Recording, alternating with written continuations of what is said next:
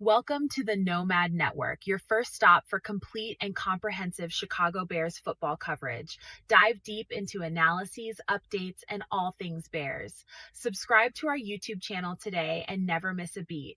Thank you in advance for your support. We promise to bring you the best because together we're unstoppable. Go Bears!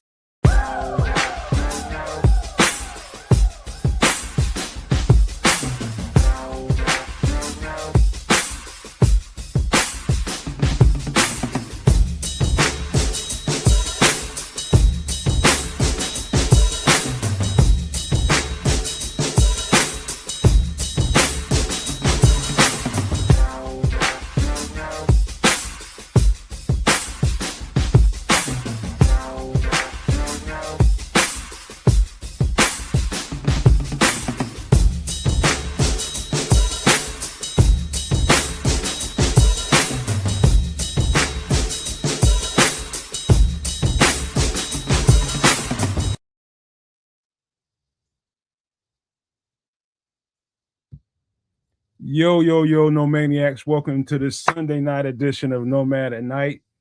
And I think this is going to be a fun conversation because me and Kez almost had a podcast behind the scenes waiting on Trip. I don't know. This is not normal for Trip. Hopefully Trip will show up. We gave him some time.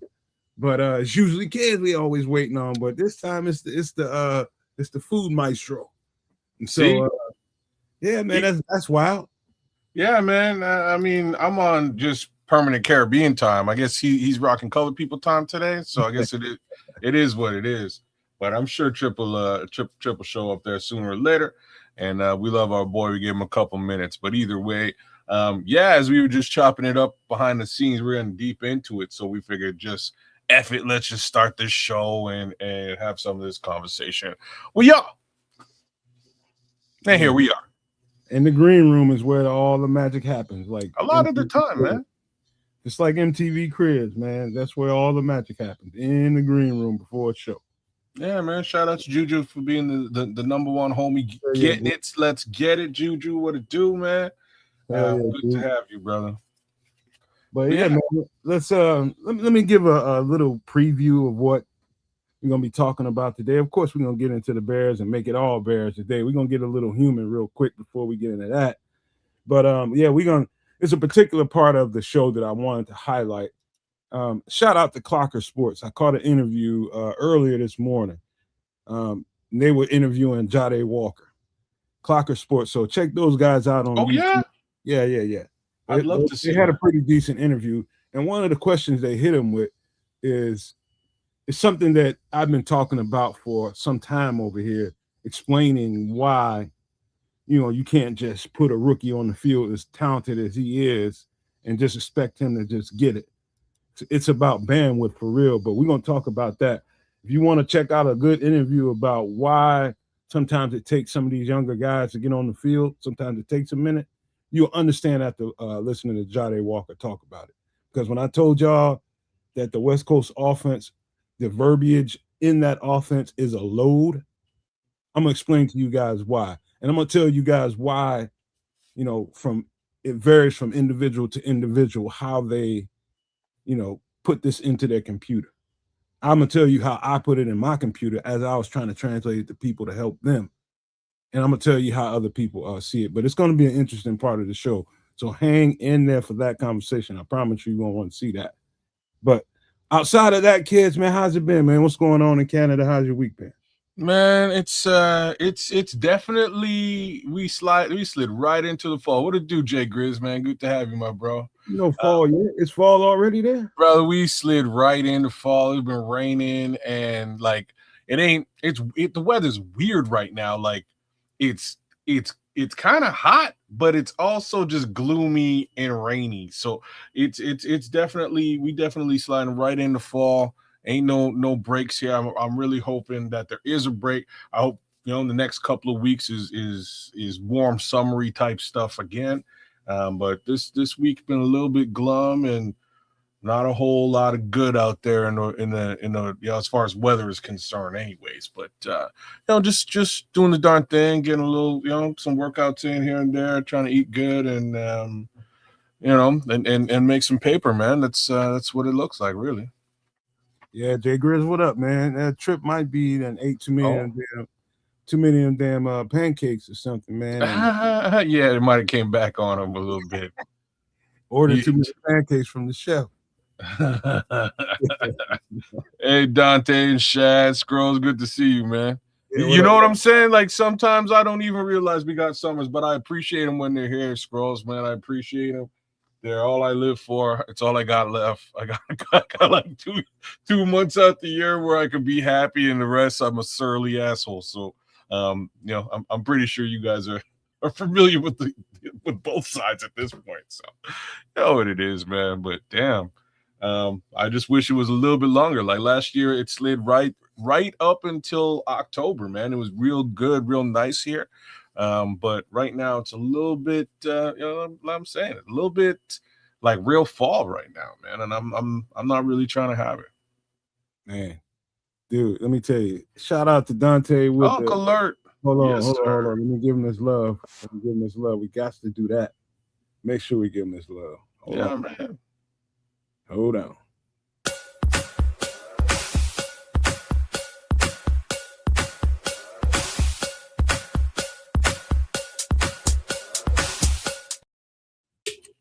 Thank you so much, Dante, with the 440 joules. He says, Unc alert. Oh, speaking of Unc alert. Speaking of Unc, he just up in this month. All right, we'll wait. Thank you, Dante, man. You know we love you, bro. And we love everything y'all bring to the table. Hey, we love you, bro. Let me see. When you want to, Trish, we got you. He still don't know what these damn jewels is about. I'm kind of with you, but hey, as long as it hits the coifers, you can just Google if you want to, but it's that's up to you. I know what it is. No, dude, that's all that matters.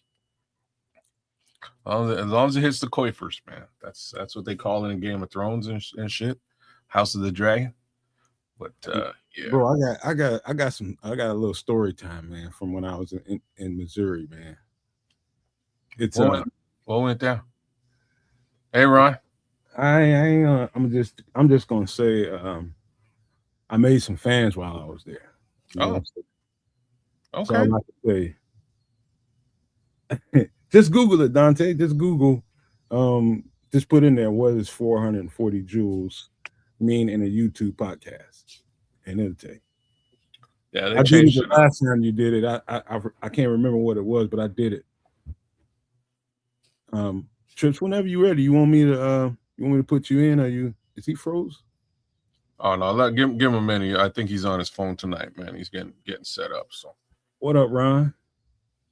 Ron up in this piece. Scrolls just busted up in here. Of course, Jay Grizz, Shad on sports. Let me see. Ron, you're welcome, and we would love to hear it, man. Might be a little bit of typing though, but you do it. I'll see what I can do to paraphrase. I'll just say this: the Ozarks is a very interesting place. It's also a fantastic series. I'd much rather the series than the actual live experience, though. I'll just put that out there, especially after watching the series. Damn, the series actually represented it. That's terrible. Don't do this. I'm talking about from a scenic standpoint. Let's start there. Okay, like lots of trees. You're saying it's like trees, mountains, plenty of. You get out there on the water. It's beautiful. I mean, there's a lot of activity going on, and we just pulled the film off the surface, man. I ain't stayed there long enough to really give you some deep down stuff, but I'm just gonna tell you, man. It's some wildlife going on down there, and it ain't all on four legs. I'm just gonna tell you. Oh snap! I tell you, bro. I believe it, man. It is some straight wildlife going on down there, man. I believe it, man. Like I say, great series, man. Like I say, if you're trying to say like it was a good representation, I'm afraid.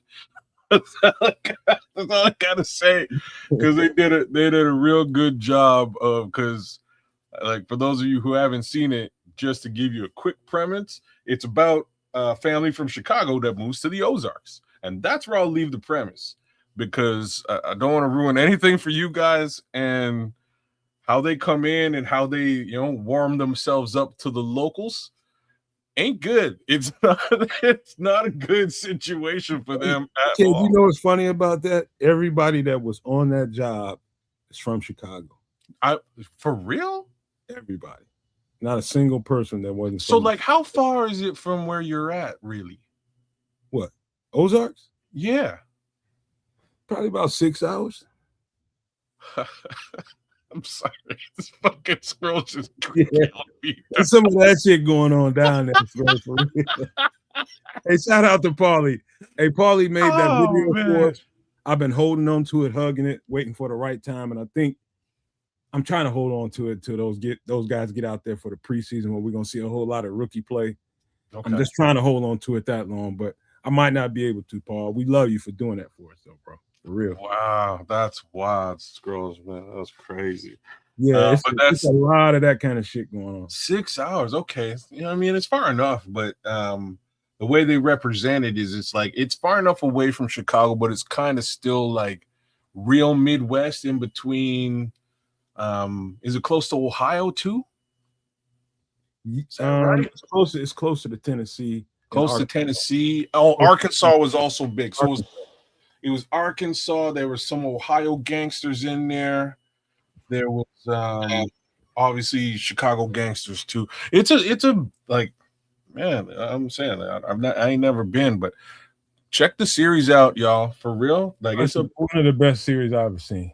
It's a badass series. I don't know. I can't even say it was one of the best, but it's great. It's great from beginning to end. It ends right. It begins right. And Jason Bateman really holds it down, bro. Like, he really does. I don't know. I'm trying to think of like other roles where he holds it down like that. Jason Bateman in this particular show, he holds it down, man. He plays remember that part when they start introducing you to the little blonde girl who's the star of the show, end up being the star of the show. Mm-hmm. She steals the show. She does. Her trailer and all those characters around the trailer and shit. Mm-hmm. Yeah. Cat with the mullet and all that kind of shit. That's real, bro. That's what I'm staying away. You know what? Like the one character I wanted to stay away from was the old lady, man. The old lady, bro. She's real too. I know she's real about that. That's why I was kind of trying to stay away from it, because she, out of anybody, she probably actually represents the people of the Ozarks in the realest way, man. And I'd be wild to say if they didn't. You know what I mean? Like, it would be crazy. What's Paulie saying here, man? Paulie, don't worry about it, Paulie. Stick around. I'm starring your comments here. These couple comments. That's conversation. Yeah. Bring those both back. Yeah, for sure, man. Because that's a real conversation we gotta have. Love that, Paul. So this is the interesting part. So let's just say somebody, I'm just gonna say somebody that I met, and I met all kinds of people in that in that nursing home, man. All kinds of people, guys, girls, everything. Younger, older. I met them all from every age group, man. And it was something, because as soon as you tell them you from the Chicago area, that's a whole thing to them. And they're just as interested by the simple fact of you telling you from around Chicago. They interested in that conversation, as am I interested in their conversations about where they're from, where you grow up. And a lot of them grew up in the sticks. And some of the stuff. And she told me, this one girl told me to take this road, and she said, I don't want you to go too far. I'm gonna tell you where to go and where to stop so that you don't go too far. I was like, why don't you want me to go too far? She said, because trust me, it's too far for you. Don't go no further than this. Might not come back. She said, you drive up here right before it starts getting dark. Like, the sun's going down, and it's getting that pretty scenery over the trees, right around then. Go up there, and that's probably about 6:30 around that then. Go up to this point, and you're gonna start hearing some crazy shit up in the mountains, up in them hills. When I say crazy shit, I ain't talking about just animal noises. You can hear people hooting and hollering, people firing guns in the air. Just, it's like something happens when the sun goes down in the mountains of the Ozarks. I don't know what it is. I couldn't really get it out of her, but that's some wild. It was wild. And it alarmed me enough that I was just like, all right, that's enough. Let's go. Let's go. Right now. Let's go. Yeah, we're doubling back. Dog, it was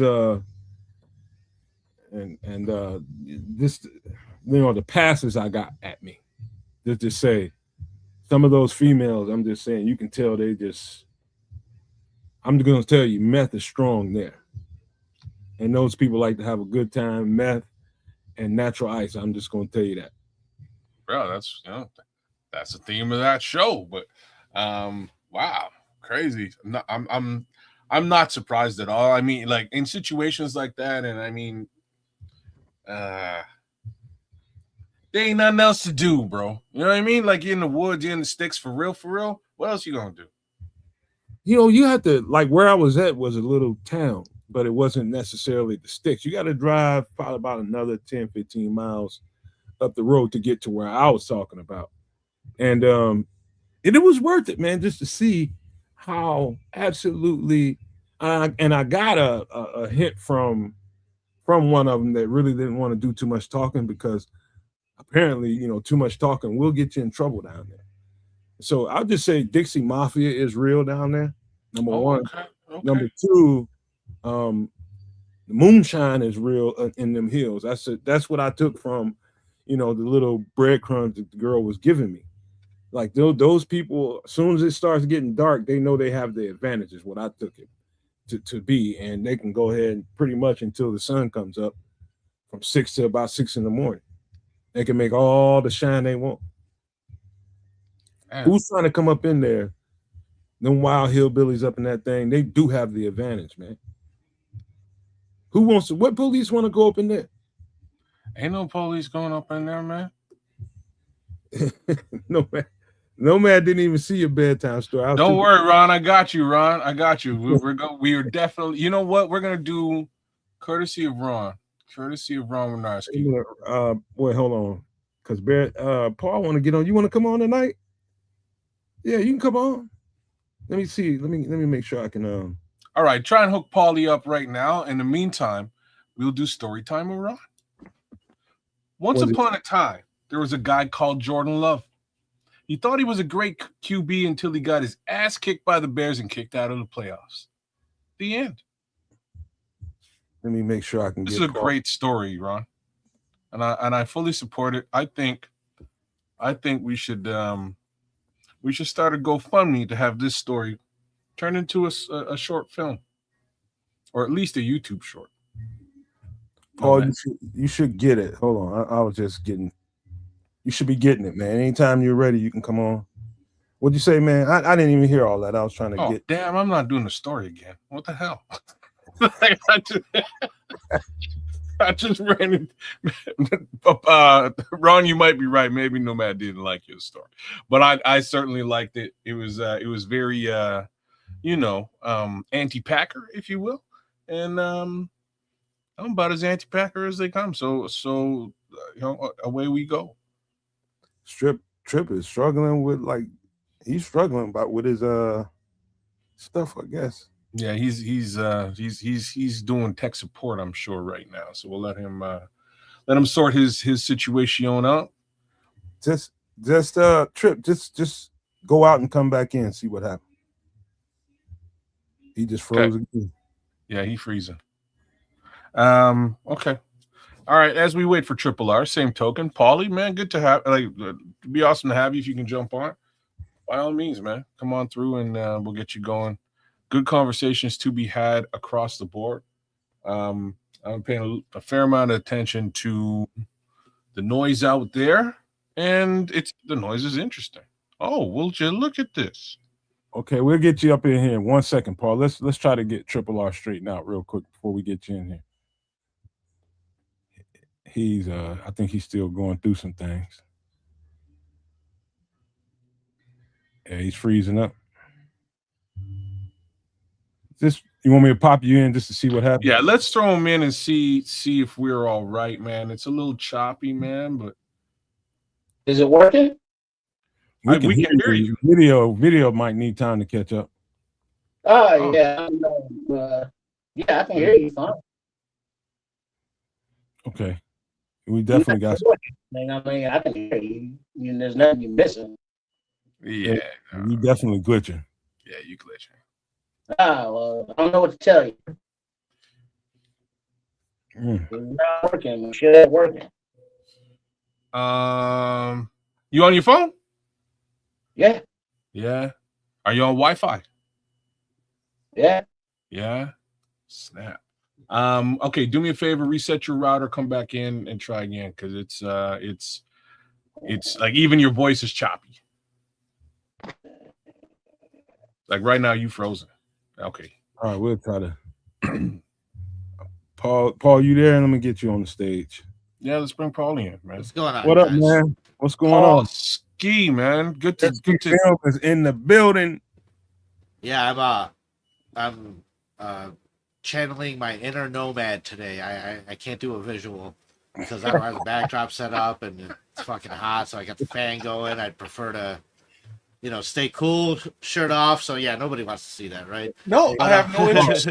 Trust me, if you tell me right now, you'd be like, go back to your old shit, bro. No, for sure. But thank you guys for having me on, man. It's been a minute, dude. I just want to tell you, like the other night, I live right across the street from a sports bar, right? So like my window kind of faces the side of the sports bar, and it's late at night, 12, 1 a.m. I just got done making a video, and I was gonna step outside real quick, for a quick smoke and whatnot, but these 4 guys are sitting there at the side of the bar, and they're making a ton of noise, being loud, and honestly, like, if I was bothered by it, like, then shouldn't have gotten a place next to a bar, right? Like, Hey, you know what you're in for, right? So I'm not bothered by it at all. Like, I don't care. But I'm looking at it, and I was like, oh, I'm gonna go mess with these guys for sure. And so it's like 4. I mean, they must have been in their like mid-20s African American guys, and you know what I mean. And I went out there, dude, just total like. I don't even know what to describe it as. Just total John going up to him being like, hey guys, I live across the street. I know you guys are having fun and blah, blah, blah. And just trying to be like that dude that's about to complain. And I was like, but do you guys like the Bears? They're like, yeah. And I was like, here's a business card. Here's a business card. Here's a business card. Go check out my channel. Make some badass fucking videos, guys. Have fun, party on. Dude, and like the whole mood changed. It was such a 180 swing because they're like, here we go. Like, this dude's gonna sit here and give us some bullshit and whatnot. Nah. But they all 4 of them subscribed. So Nice. It's kind of cool. Hell yeah, it's nice. But you got to be real with people, man. I love messing with people like that, though. It's kind of like And all that. you have to do is ingratiate yourself. Oh, for sure, dude. For sure. And it's like that Andy Kaufman type of comedy. You know what I mean? Like, yeah, I don't know. For me, it was very enjoyable. So, They thought Yeah, I you was always going loved down the road of a Karen, is what they oh, thought. for sure, dude. They thought I was about to be like, hey, can you be quiet, please? It's late, blah, blah, blah. Like, and I totally wanted to set that tone up. I don't know, man. I just like messing with people sometimes. For me, it's enjoyable. But, yeah, dude. And like I was saying, like, I'm in the city. I'm here. I went to the DMV, sat down next to some, like, senior African-American gentleman wearing a Bears hat. Boom. 20, 30-minute conversation until he got called and had to go. And it's like, dude, like the love for the Bears is so real here and it's everywhere. And I absolutely love it. Like you feel it. You feel the pulse. You feel the love. Yes. It's something truly magical, man. Hey, Paul, I have disengaged fights, literal brawls about to happen with just that. Oh, I've done the opposite. I went down to Arizona wearing a Jay Cutler jersey on Halloween once, and fights were just breaking out around me. Like, somebody was like, hey, Jay Cutler was a good quarterback. Somebody else, no, he sucks, blah, blah, blah. And it's just back and forth. And no, but for sure, man. Like, the love of sports is truly real. And like, that is something we all share. And with the baseball teams, there's still a split, but not with the football team, man. Everybody loves the Bears here, unless you're a Packers fan. Hey, you know what? What's funny about it, Paul? The brawls didn't have nothing to do with me. Me being a mediator and a peacemaker, I see an opportunity. All I need to do is know where I'm at, bring up a sports team that's in that vicinity. Sometimes it was down in Georgia a couple of times. I ain't gonna lie when I did that. And funny thing is down in Atlanta, it's so many Chicago people moving there. That's instant. That can go the other way real quick. That can actually escalate a fight. But just this time, a couple of times that I did it, it tuned everything down, man. And you know, the Bears, they get into a tizzy when we in town in Atlanta, man. They don't like the Chicago people in Atlanta, but it's definitely a conversation piece, bro. You guys would be surprised, man, how frequently the Bears has helped me in the weirdest situations. Like I was interviewing for this job, bro. My first two interviews were like very specific about the job and everything was cool. Get into the third interview. Now I'm interviewing with the VP. VP happens to be from Chicago and I don't know this. So he gets on the phone and he has one of those legit, like, you know, those legit Midwest accent. Like you could tell immediately. And I was like, yo, you're from Chicago. And he was like, oh, how did you know? It's like, I can tell just by the way that you're talking. I can tell by your accent. He says, oh, okay. How can you tell? I was like, well, I'm a massive Bears fan. And at this point I had like a background on I'm on Zoom. I have a background on. I took the background off. He sees all my shit. And he's like, oh, okay. Like you're for real. And so this entire job interview, and I'm talking this job it paid me very, very well. You know what I'm saying? Like it's a big up job. This interview, all of the real, actual, legitimate business stuff ceased. It ended. We went deep into the Bears roster. Me and this man, like I'm serious. For sure, dude. For sure. We went deep into it, gave me the job 100%, and we kicked it and talked about the Bears for the next 3 years, man. It was kind of wild, but Bears love is real. Even this past week, same type of situation. I'm working with a municipality, and this is like a guy who basically runs a city. He's like the lead guy in the city. And all the decisions go through this guy, and he just happens to catch a glimpse. Again, I'm on Zoom, and I got a background on, but sometimes it gets shaky, if you know what I'm saying. He just caught a glimpse of the Singletary back there, and at the end of the call, he was like, oh, hey, just by the way, just wanted to bring up, I'm a huge football fan. I saw your Singletary jersey back there. Are you a football guy? Bro, me and this guy are now having calls, like, out of Zoom. He's hollering at me on my phone, texting me now. Matt, like he's promised me some major business. Bears kind of works in a different way that most people would even understand, but it's wild, it's rampant, and right now it's everywhere. You know what? For sure. Also, man, I don't know where we would be as societies without sports. I think we'd be ripping each other apart. Well, that is my love for it. Like I came here as a foreigner. It was hard to make friends, but everybody loves the Bears, so that was just such an easy way to relate to people, and be able to just fit in. So like yeah, for sure, it's a very natural type of appreciation I have for them, and like guys. Let me tell you a little story here real quick. Well, nothing with me is real quick, but let me tell you a little story. I had my ex-brother-in-law, good-looking guy, Marine, single, late 30s, early 40s. He's just, he's very comfortable with who he is, always going to, different women, whatnot. He's very comfortable with his sexuality. He bought a condo in Boys Town, right? So he started going to the bars, and it's all gay bars, right? But he's still making friends. So he had a party at his house, and I go there, and it's all filled with all his new friends that he's made. And so I find myself in a scenario where I'm talking to a 60-year-old man named Blossom who had a 30-year-old boyfriend. Right, exactly, Nomad. And I'm talking to Blossom, and I'm like, listen, man, I'm not going to judge you for who you want to sleep with. I'm not going to judge you for what color your skin is. I'm not going to judge you for who you want to pray to. I go, you're kind of an asshole, though, because you're a cheesehead. Like, I will definitely judge you for that. No, I don't know. It's all in good fun, but like, dude, that is how much my love of football really runs deep into my veins. Scrolling. Titty parties. Gotta love Scrolls, man. One day, Scrolls. I'm working up to it. Don't worry about him. He's just a resident asshole, man. Don't worry about man. No, I love that guy. He's great. Yeah, That's too funny.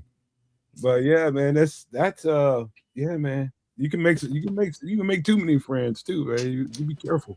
Yeah, no. So like I was typing, guys. I got invited to go on a podcast last night, and it was on a Packers fans channel. A guy who I've done content with before, respectable type of conversation.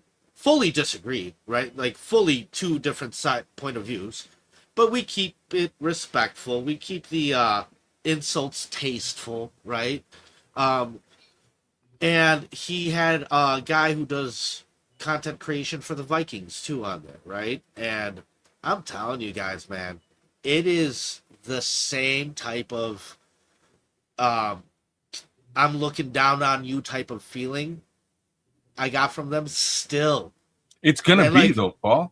Oh, like it's gonna be like this is the season where we're like when we're finished pulling our feet from their ass, that's when they're gonna figure it out. Like right now, they're still smelling Brett Favre. They're still smelling, Aaron Rodgers in the air. It can't, and sometimes it goes too far. Like I was checking out the whole thing with. I was wondering why I keep hearing about this Liam Cohen comment that he made during a presser during their training camp.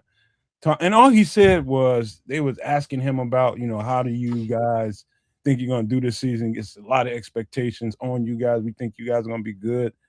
And all he said was, all I keep seeing is Caleb Williams when I open up my phone.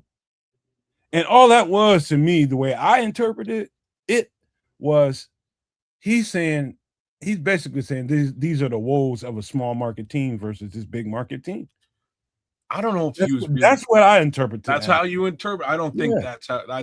I think that's the reality. The fans saw it as a shot, but it was a shot. It was a shot. I like what you said just now is actually the reality of the situation because I spent a minute really thinking about it, and you're right. Like the Jags just aren't going to get that kind of noise. They just aren't. They got to prove it first, right? Like last year could be an anomaly. It could also be the beginning of something crazy for the Jags, right? So it's one or the other. It was definitely a shot.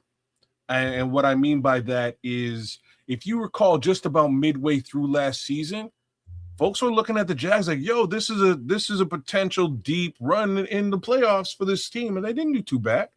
And they were really starting to tout them, whereas there was still some question marks around this Bears team. And that's right around when, in my opinion, this team was a question mark until game 10. Game 10 this season, that's when Caleb really solidified himself as as Clark Kent put that cape on when the requirement was there. But, yeah, man, I think it was a bit of a shot saying you're not covering us. We can kind of fly low under the radar and expectations aren't high on my team, so we'll do what we can, and if we can sort of sneak our way back to where we were or do better than that, don't be surprised. Whereas Ben's answer to it was, hey, look, we got a heck of a lot further than anybody would have expected, so we're the number one regression candidate. Take it for what it is. We plan not to regress, right? I mean, I had this team at 6 wins. Last year? In my wildest dreams, 10 wins. Like I was like 6 to 8 wins if they just completely like do way better than I think they will. They'll get to 10 wins. They got to 11 and solidified the first place spot with 2 weeks left in the season. Like guys, we played a meaningless game the last week of the season. When's the last time we've had that? I mean, I think at the end of the day, kids know where I'm going with this. I don't care how many wins we got. I don't care how many losses we got. All I know is in the end, we lost. And that's really 100%. Same thing with the Jaguars. You lost. No, man. You know I was at that game. I was at both the playoff games. Oh, you were? Yes, 100%. Oh, you must have been losing your mind. You'd have put your ass on. No, I wasn't. No? It was so weird because at the Packers game, at halftime, down 21-3, I actually stood up. I was in the 400 section, like in the nosebleeds. I stood up and started like yelling it to the people around me, like, we all know we're going to win this game. We all know we don't even play our best football till there's 4 minutes left. Like, but like the feeling, it was something I had not experienced since the Jordan days, man. I just knew you're coming away with it. We could, like, watching that game, you could feel it. Oh yeah, at home, right? Like it was a little bit of a weird situation that particular. You and Paul talk for a second. Let me go see who's at my door. Bro. Yeah, sure. Yeah, Cats. It started off with that field goal. The second it was 21-6. I was like, okay, here we go, guys, here we go, and like, I'm sorry. I only had a little fear when what's his name, man? When Matthew Golden got his touchdown. When he got his touchdown, I was like, oh snap, we're deep. It's late.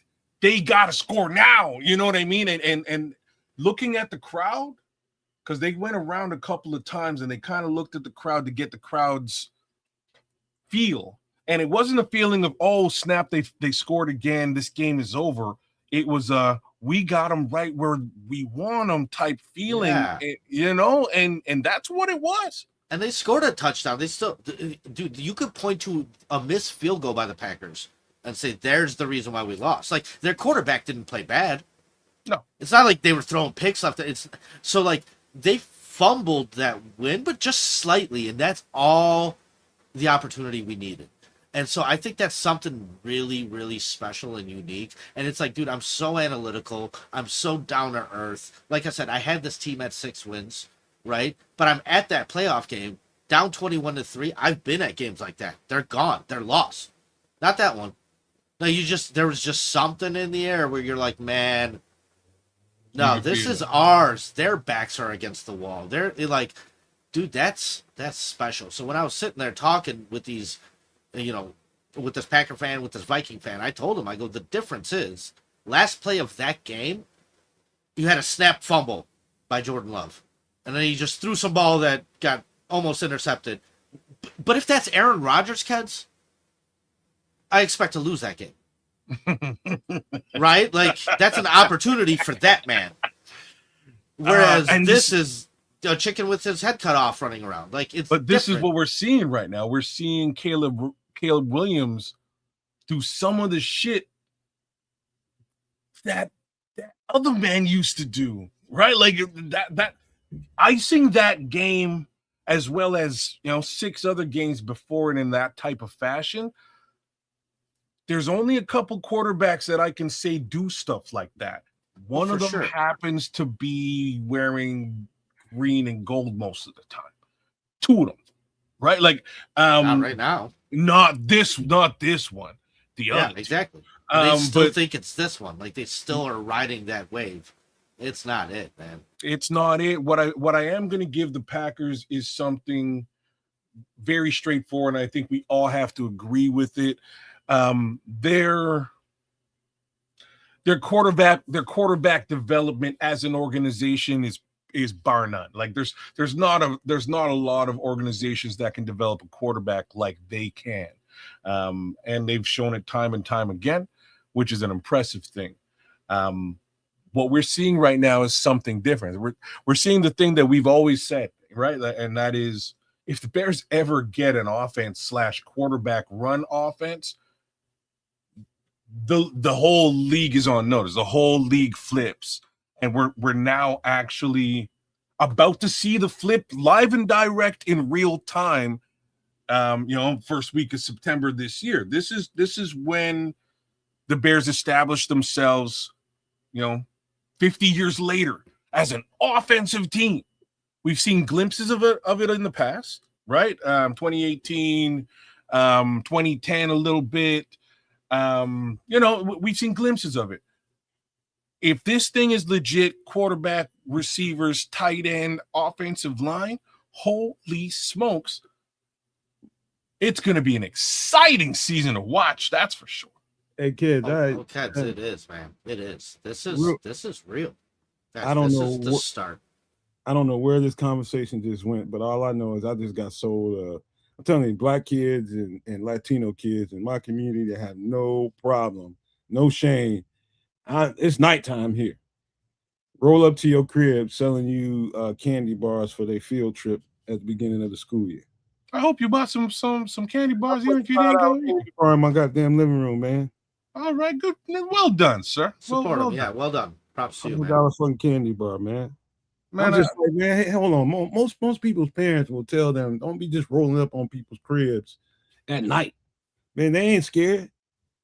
They ain't scared at all, bro. Let me tell you right now. They wasn't at all. They're probably about, I say about anywhere between 9 and 11. It was a handful of them. They're just like, all right, man, you start to get a little Frenchy, man. We'll bust your ass right here on this porch. I'm just like, all right, man, give me the candy bar, man. I remember getting off at the 95th Street or somewhere down there, and like I had to get some gas at the gas station. Some kid rolls up to me on a bike and it's like, hey, can I have $1? Can I have $2? I told him, man, you gotta try harder than just begging. Like, dude, you do. I'm sorry, man, you do. Like, I'm not gonna just give it to you. You got something to sell? You doing something? I will definitely invest and buy something and support you, but I'm not gonna support you just asking. You know what I mean? Like, it's tough though, man. And like, dude, I come from a life where like my parents, my family, dude, lived in communism. You want to talk about poor? Like, there's degrees of poor that. Yes, it is. That's just, yeah, dude. Like it's messed with them their whole lives. Like, and yeah, dude. But that's awesome. I'm a little old school myself. I like the doorbell ringing. Like nowadays, your doorbell rings and you're like, what the hell? Who's that? Who's that? Like you kind of freak out. You know what I mean? I mean, dude, that used to be such norm. And at least they're out there trying, right? Yeah. So now you got Ring cameras. I can say, hey, what y'all doing? You know what I mean? Before I even come to the door. And then you see what's going on. And sometimes that's a hustle, to just be quite honest with you. Sometimes that's some bullshit too. But for sure. I'm not here to try to navigate through whether you're trying to hustle me or not. Like I said, at least they're trying, no man. Like at least there's some effort into trying more than just asking. You know what I mean? They could do some other things to get that money at you. You know what I mean? No, I know, man, for sure. I'll tell you a story though. One time I went to United Center with a couple of some people that I know, man. We went to a concert. And it was in the middle of the winter, bro. I mean, when I tell you, you know how cold it can get when it's real cold out there. Dude, one kid was out there in his little ass sweatshirt, no snotty, just walking up to random people. Hey, I not only gave him some money, I gave him my coat. I gave him my coat and told him to get somewhere and get your ass warm and stop asking for money. You got enough money? I gave him probably $45. I think I might have had that right there in my pocket. Yeah, then like $45, kid, right? Just get off the street and don't be out on the street for the rest of the night. Get away from this cold. That's some true love right there, Nomad. Gave him my coat, man. I froze all the way until we got to the top of that line and got in that building, man. But that's I'd rather go through that. I know I'm gonna get. Once you got to the building, you were fine. That kid wouldn't have been. Man, some things, man, you just can't do. You won't have those opportunities twice. I don't know what he was going through, but he had no business being out there without no coat on. He had a little tiny ass sweatshirt with nothing under it. No snotty, green snot too. So that's you borderline infection too. Yeah, man. You just sometimes in life, you just got to make the right choice. You know what I mean? And yeah, dude, that seems like, especially if you remember it, recall it, it seems like it was the right choice. No, man, for sure. Like, dude, they're kids. Yeah. Like, they're not. I've done the same thing over 100 times. Trip is still 100%, dude. 100%. Trip is say something, Trip. And he's gone. And he must be in a different location today. Kid, you're muted, bro. Yeah, I think he is. I think he's off site right now, or in a different spot, trying to get up on his phone. I'm trying to do a little bit of tech support with him on the back end, but we'll see. We'll see what he can pull off. So, guys, let me dive into this with you just a little bit. So, when I went on the podcast yesterday, the overall question was, who is the best quarterback in the NFC North? And I approached it where, like, okay, the question alone is flawed. The word best is really so broad where, like, there was a point in time in the NFL where I would look at Aaron Rodgers and say that's the best quarterback I've ever seen. However, the most accomplished is Tom Brady, right? Like, so what does best really mean? And then are we talking about best up to this point, like all his whole career up to this point? Are we talking about best for the next year? Or are we talking about best for the next 3 years? It's a present question, Paul. It's a very present. Yeah, because every time I hear that question, though, man, I hear answers coming from all sorts of different angles, right? And so you're not on the same page unless you dive into it a little bit more. So they told me you could answer it from whatever angle you want. It's like, okay, guys, the best quarterback in this league is Jared Goff. However, the best coach in this league traded that man away after going to a Super Bowl with him so he could win a Super Bowl, right? So when the Lions fans are all excited because they've made an NFC championship and whatnot, and I'm looking at Jared Goff like, guys, in the moment when it matters most, I expect him to shit the bed. Oh, he will. Yeah, he will, for sure. Yeah, and that's what I told the Vikings fan. Like, dude, when Kirk Cousins was on your team, guess what? I knew exactly what Kirk was going to do when he made the playoffs. And it came down to the last play, 4th and 8, he threw a 3-yard pass. Like, right? Like, come on now. You know what our guy did on 4th and 8 when it mattered most? Dude, I remember looking at the person sitting next to me. His name was John. And I told John, our relationship completely depends on if this game is won or lost. Because if it's lost, I'll never remember him. If it's won, I will remember for him forever. And I looked at John and I was like, John, let's see what we spent the first overall pick for. And then he avoided that sack, did his jump man throw, hit Rome Odunze, who didn't catch a ball till the 4th quarter, has been absent for 5. Dude, I looked at John and I was like, this kid's it, man. This is it. Go ahead, take your stats, put them in your pocket. Be happy that Jared Goff statistically is a better quarterback. Dude, this kid gets it done when it matters most. And although I don't want to be in those situations often, guys, all the problems here are all fixable. Hey, Paul, I'll give you a little bit of layer to the question you were asked. And just in case that comes up again, I'm sure somebody would be like, hey, we got the best quarterback in the conference. Listen, every last one of them play in the West Coast offense, some version of it. And every last one of them, you know, depending on the one that has the least amount of experience in it is the one that just got here. And that's Kyler Murray. However, you got Caleb going to his 3rd year. What is this? No, man, but is Ben really running the West Coast? It's definitely a West Coast offense. Is it? It's definitely. It's unique in a different way, though. I can't put my finger on it. It's not the same. It's a West Coast offense. Okay, the thing is, each coach has their same version, has a different version of the same thing.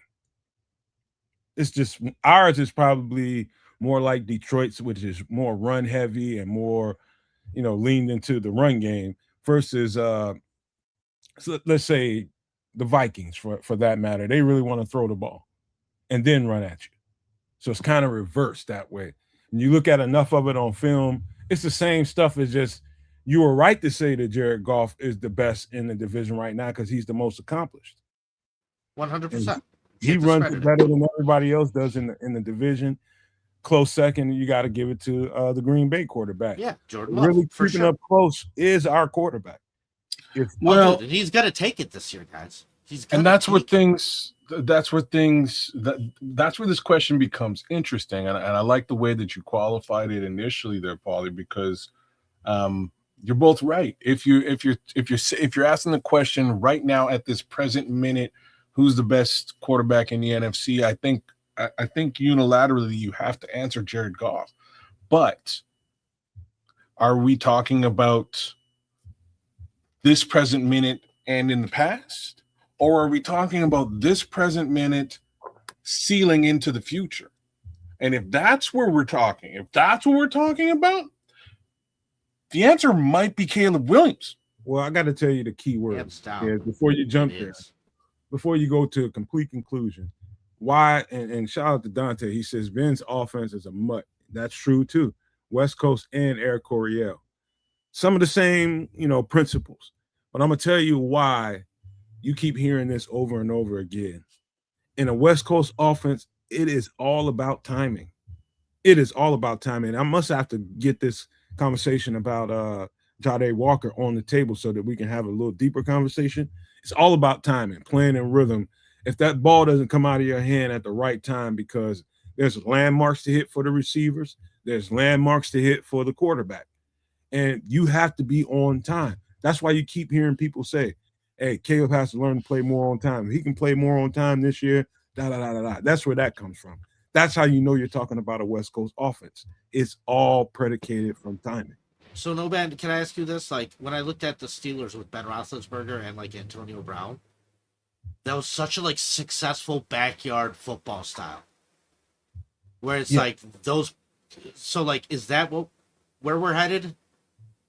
No, I don't think so. I think at some point, let's just say it's not headed there in the next couple of years. I think somewhere around year 4, somewhere in the year 4, year 5, I think Ben Johnson, this is after some success, right? Ben Johnson gets off of, really pressing his issue on the Caleb and kind of lets Caleb play and gets off of the neck a little bit and lets him kind of see things from the line of scrimmage and go from there. But we're not there yet, I don't think. That's why the Roethlisberger offense turned into something that looked like that. It's because they just got off of him a little bit and let him see the game for himself and make play. I don't think that's what's going to happen at all. I think it's going to We're not there yet. We're not there yet for sure. I think it's going to be quite the opposite. I think that might be year 4. Right now, just like Dante's saying, with that offense being a mutt, I think Ben is just building something. And if some of the stuff that I'm looking at out there is legit, what he's building is going to be there's West Coast, true West Coast, a la Kyle Shanahan, with some other stuff in there too. Like that's probably the best way that I can explain it. And it could look real crazy with a lot of moving parts on the line of scrimmage as we move forward. But this season is really going to be all about that timing that Nomad just nailed. And can Caleb Williams operate clockwork? Because we know we can do it outside of that clockwork. He can accomplish that. If he can accomplish both, year 3 is going to be the craziest football year from an offensive perspective. And I'm all in. Like, I can't wait to see how deep they go this season, but guaranteed year 3 is going to be wild, Paul. Paul, hold on. Before you answer that, I'm gonna lead us into this conversation even deeper, because this happened. I don't know if you heard this when we started the show. I caught this video before we got on there. Let me just play it. Not the video, but I'm gonna tell you what it was talking about. So Jade Walker on Clocker Sports, they did a little interview with him, caught him when he was coming off the practice field, and they were asking him, I guess about the younger guys, I think it was. And they were asking him, what do you expect? I think they were talking about Xavier Thomas. What is he going to be? What do you think he is? And what can you do? What can he do? And he, told him what he's supposed to tell him. He's a bad boy. But he started to ask him, how do you feel now in the year 2 of the offense? He's like, I'm way more comfortable. I'm way more understood about where I'm supposed to be, what is, blah, blah, blah, on down the line. Reason why I'm bringing up this conversation, because on a constant basis, Paul, you've been here long enough to know that when I bring up this conversation, it gets a little deep, and I don't never want to get so deep that people can't follow what I'm talking about. And I keep telling people all the time, anytime you're in a West Coast offense and you put new people in it, don't expect that guy to come right out of the gate and take off in that offense. It takes a certain kind of person to really, really get all the verbiage down in the first place. And so the way he was describing it, he was all nerves the entire time he was in his rookie season. And we saw some great play out of him. But he was all nerves and trying to learn at the same time. He wasn't totally understood about it, but he gave what he could and he understood what he could. And for those plays, Ben put him on the field and he got some opportunities. I mean, Jade Walker had like what 8 catches on the year, but I Yeah. think we all knew that if we got to a Super Bowl, that man could have been Super Bowl MVP with 3 touchdowns and like 120 yards. Like we all know he has that in him, right? Like, and so I go back to the preseason with Tyson Bagent. Last play of the preseason game, boom, touchdown to Jade. Like, that's why you throw that ball to him against the Packers, and you know he's going to catch it because he already showed you he will. He showed you he's not going to mess it up in the biggest moment of his career. He showed you he's going to come through for you. You know what I mean? So, like, for me, it's more about the quarterback. Like, people are like, oh, you're going to feel, you know, DJ Moore going away. And to me, that was more of developing the quarterback. I think you want those veteran receivers there to get the quarterback up to par. But, man, once you're up to par, once we have to pay Caleb, oh, boys, we're shuffling through wide receivers. Oh, yeah. Yeah, you're not going to pay Caleb and Rome. Like, Rome's going to go away. Like, this is going to be a shuffle, and it's because the quarterback's going to put the ball where it needs to go. Like, a lot of guys can catch it. Let me take it down this road before we go there, Paul. Let me take it down this road. Let's just say, and we're talking about the complexities of a West Coast offense. I'm going to go into the weeds just a little bit, but I'm going to make it simple. For sure, man. Thank you. We're going to talk about 3 basic formations in the West Coast offense. Let me tell you a little bit of backstory of why I understand this the way I do it. When I went to college, our offense was a West Coast offense. We hired West Coast offensive guys, and people struggled so bad with the verbiage and the load. It was so much information, Paul. And when I tell you, I didn't even understand this about myself until I went to college. All I know is when I saw something, I banked it. Whether it was on paper, on a computer screen, wherever I saw it, I see the picture of the involvement and I bank it. So what I'm trying to say to you is, like, the way I see a play, like your average person might see, if you ask the average player, how do you see the play set up? They're going to tell you what they see on the field, like how guys are supposed to be, where they're supposed to be, and all the motions and shifts that comes with it. Me, I see it in like a picture, in like the picture that was presented to me on the screen or on that page. And so when I hear the play, let's just say this one, pro right, da-da-da, da-da-da, da-da-da, right? And that's a pro style offense. That means it involves a tight end. You know that for the simple fact that they said pro. So there's going to be a tight end or 2 at least on this play. So you know it's going to be limited receivers. If you're on the field, you're one of those receivers. Let's just hear the next play might be trips right.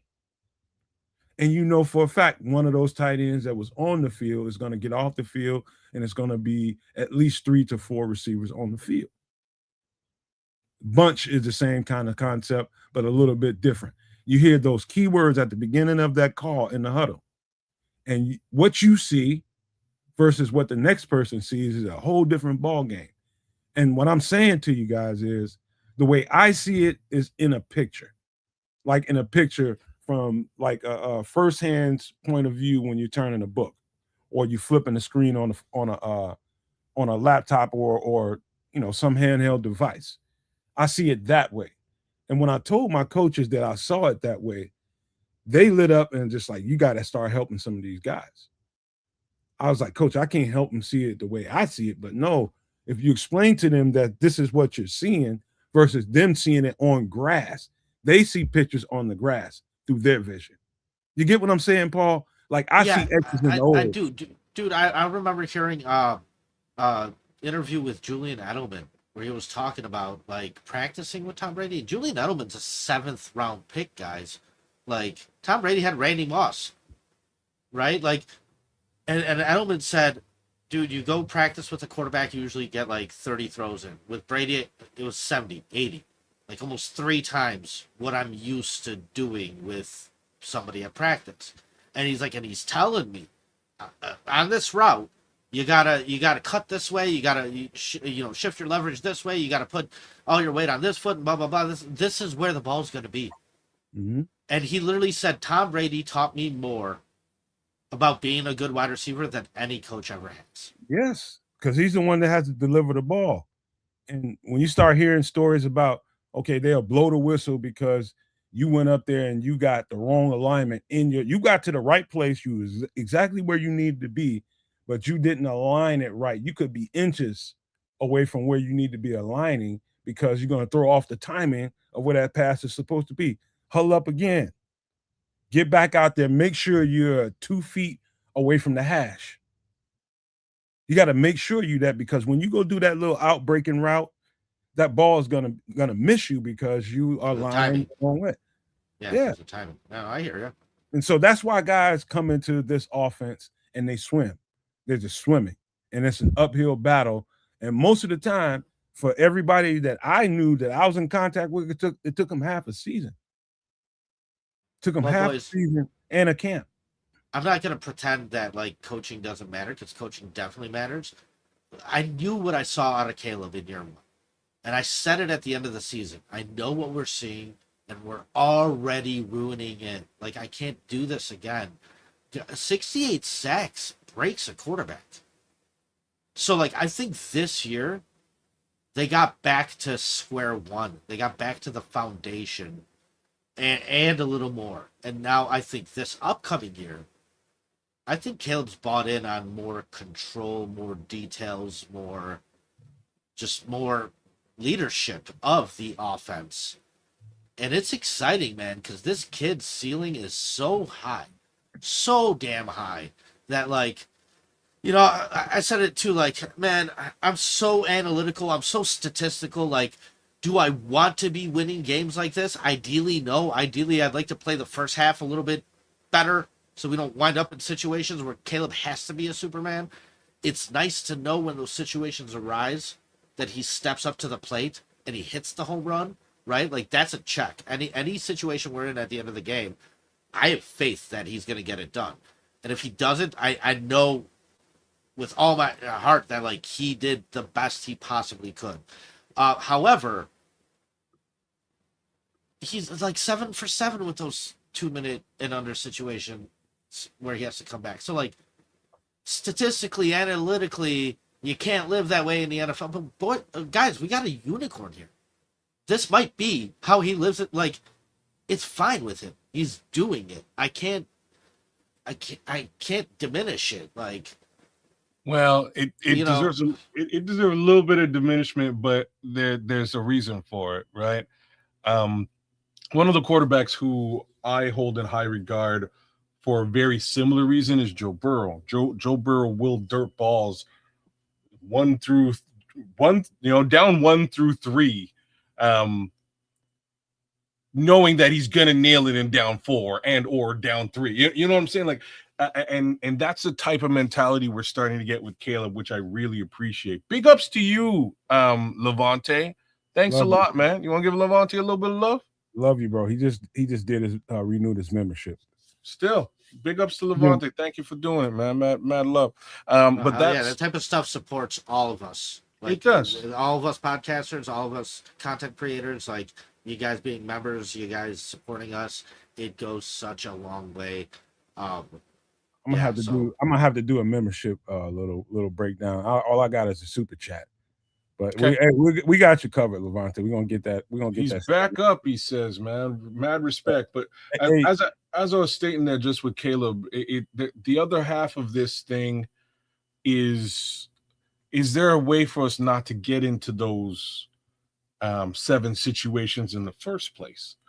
And the way to avoid that has a lot to do with him being a little bit more controlled, having better footwork, a little bit of more attention to detail, and a little bit more attention and understanding of the offensive concepts that he has to manage.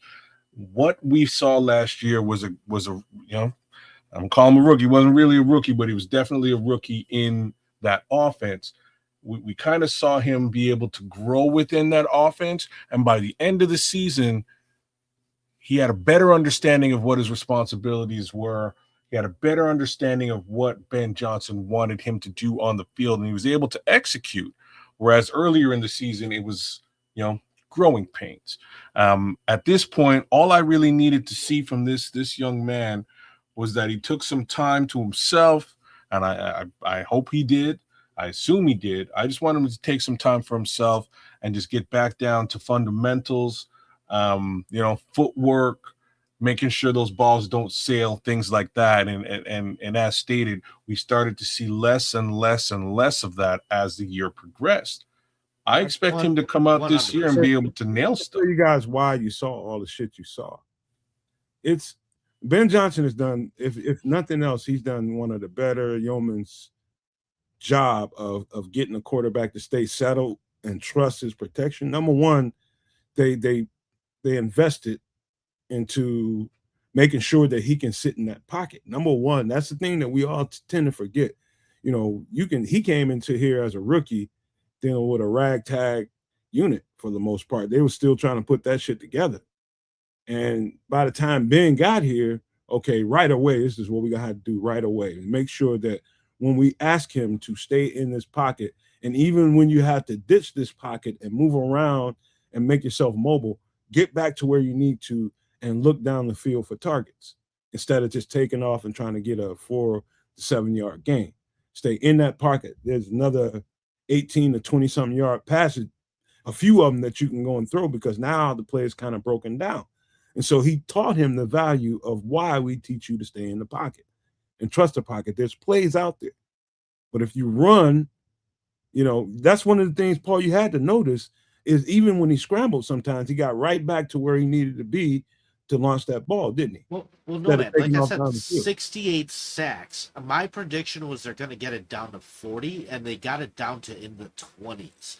One of the ways they did that was by just scrambling, creating an opportunity potentially. And if it's not there, it's not there. But this isn't a sack anymore, right? Like, there's a lot of different ways they address just basic issues that this kid was having.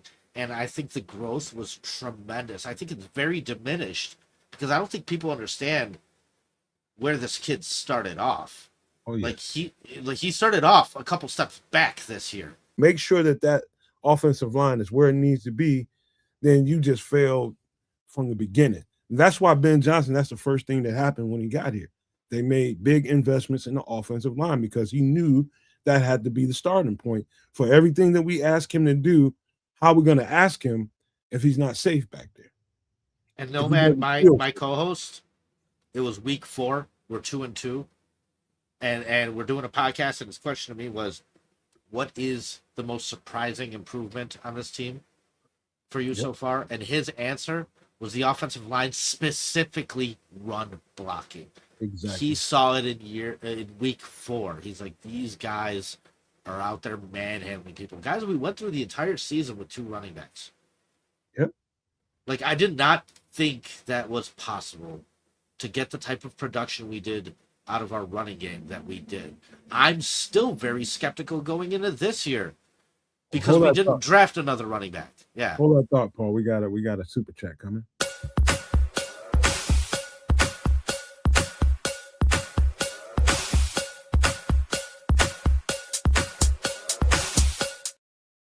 Shout out to Smitty Q. He part of the replay game. Smitty's one of our resident truck driver. He is our resident truck driver, Paul. But whenever he can, he's always in this BI and letting us know he got love for what we do, and we got love for him too, man. I listen to sports radio every time I'm in my car. That is what my radio's set to, ESPN 1000, or I put my phone in and load up YouTube and start listening to, so yeah. Appreciation for Smitty, for sure. Thank you, Smitty. No, we love you, bro. But guys, like for me, I look at this thing and it's like, okay, so statistically, Jared Goff's the best quarterback, right? Jordan Love is very consistent. He's not average. He's a high average, if anything. But like you got 4 playoff appearances, all first round bounced out. Jordan Love's got he owns 2 or 3 of those. One was Rodgers, I believe, but whatever. Matt LaFleur's a damn good coach, right? Like Kevin O'Connell, wasn't he the quarterback whisperer? He could make any quarterback. Joe Burrow, it's the Ravens, Lamar Jackson. Like there's 4 right there. Like we all know those 4 guys are legit. After the top 5 guys, like probably add Matthew Stafford in there, I guess maybe, but like 6 through 15, those next 10 are all a shuffle. Sam Darnold just won a Super Bowl, right? Like I can see any one of those next 10 quarterbacks winning a Super Bowl. However, other defense, it starts with God. You got a team that can stop the run, and then it's going to set you up in an advantageous position to be able to stop the pass because you're playing left-handed. And we're talking about Vita Vea right now because Vita Vea has asked for a trade from Tampa, and the Bears fan base are, they all over anything that might be available. However, this is interesting for the simple fact that Vita Vea is again one of those rare individuals in the NFL. I won't put him on the same pedestal as you got your Myles Garrett's of the world or your the guy that's from the Raiders that everybody wants to get.